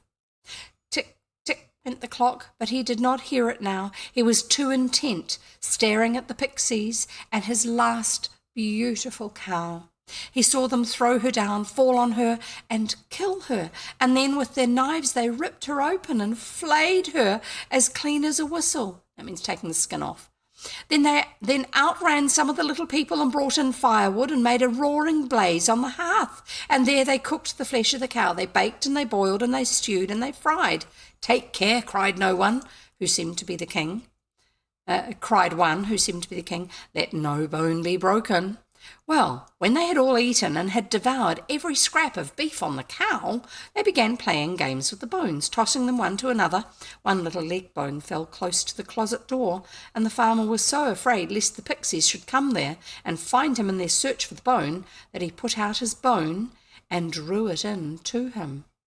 Then he saw the king stand on the table and say, "Gather the bones." Round and round flew the imps, picking up the bones. "Arrange them," said the king, and they placed them all in their proper positions in the hide of the cow. Then they folded the skin over them, and the king struck the heap of bone and skin with his rod. Whisht! Up sprang the cow and lowed dismally. It was alive again, but alas, as the pixies dragged it back to its stall, it halted in the off forefoot, for a bone was missing. The cock crew, away they flew, and the farmer crept trembling to bed. Oh my goodness, that was weird. Not what I thought was going to have happened. And I'm going to stop there because it's nearly 5:30. You've got me reading an hour longer than I normally used to read. Goodness, you naughty people. Lots of fun. So I will get this off the mat. I'm not quite sure how, but I will get it off the mat, even if I just cut the glue. I'll get it off the mat and then get myself set up so I've got something that will be safe for the glue, so it will release properly, like waxed paper. I've got some waxed paper. I've also got actually some baking paper, I think, which is siliconized. And then I can do some more. I'm sorry, I'm now picking at the loose bits, not loose, the non-used bits that are stuck on the mat, because I know it does come off. It's kind of rubbery. Oh, that's really cute. I just noticed the picture. Very good.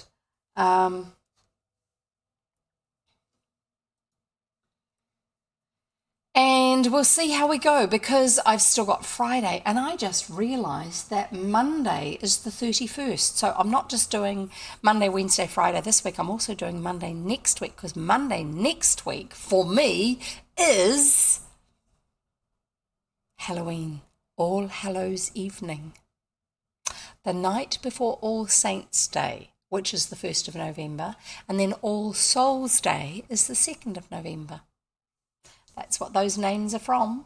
And All Hallow Tide is the 3 days of All Hallows Eve, All Saints Day, and All Souls Day, even though I've referenced this week as being All Hallow Tide, just because, you know, tide being a period of time as a way of coming up to it. Great to have you all here. I figured you might have been lurking there, Squiggle, and it's lovely to know that you're there. Oops. I will see if I can figure out what Goriki was asking about, because I have no clue. I really do have no clue whatsoever that he was asking about. It was obviously something I said or something that got mentioned or whatever. Yeah, because he's back at school again. He had a couple of days off. Just one of those things. That's the way it works out. But yeah, great to have you here, and I will see you in 2 days' time at 3 p.m. New Zealand time. So it'll be Friday, 3 p.m. if you're in Friday at 3 p.m., 2 days' time from now at 3 p.m. New Zealand time. And if you're not sure when that is, I do have the time correct in my Twitch schedule, so it should tell you in your time. Now, if you're watching this on YouTube, I'm sorry, you miss out on all the fun of where people are telling each other about all sorts of stuff that's going on and talking in the chat. I do have on the screen, actually no, I've got it on both of them now. I do actually have the chat showing. I will not be trimming it off these videos, but if you do want to take part in it, I've got the link right down at the bottom of the page there. And it's also on my profile page, my About page on YouTube, if you do want to be able to be part of what's going on and having part of the conversation.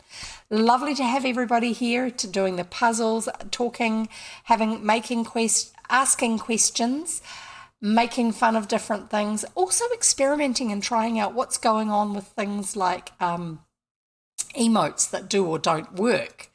And I really need to find out what the story is with that particular one. I have no idea. That's just strange. We'll see what happens. Open image in new tab. I'm just trying that over on my browser to see what happens. Yeah, that's there. I'm guessing it's something to do with where it comes from. I really don't know. But we'll see what happens. And I'll see you next time. And in the meantime, happy reading. Lots of love to you all. Bye.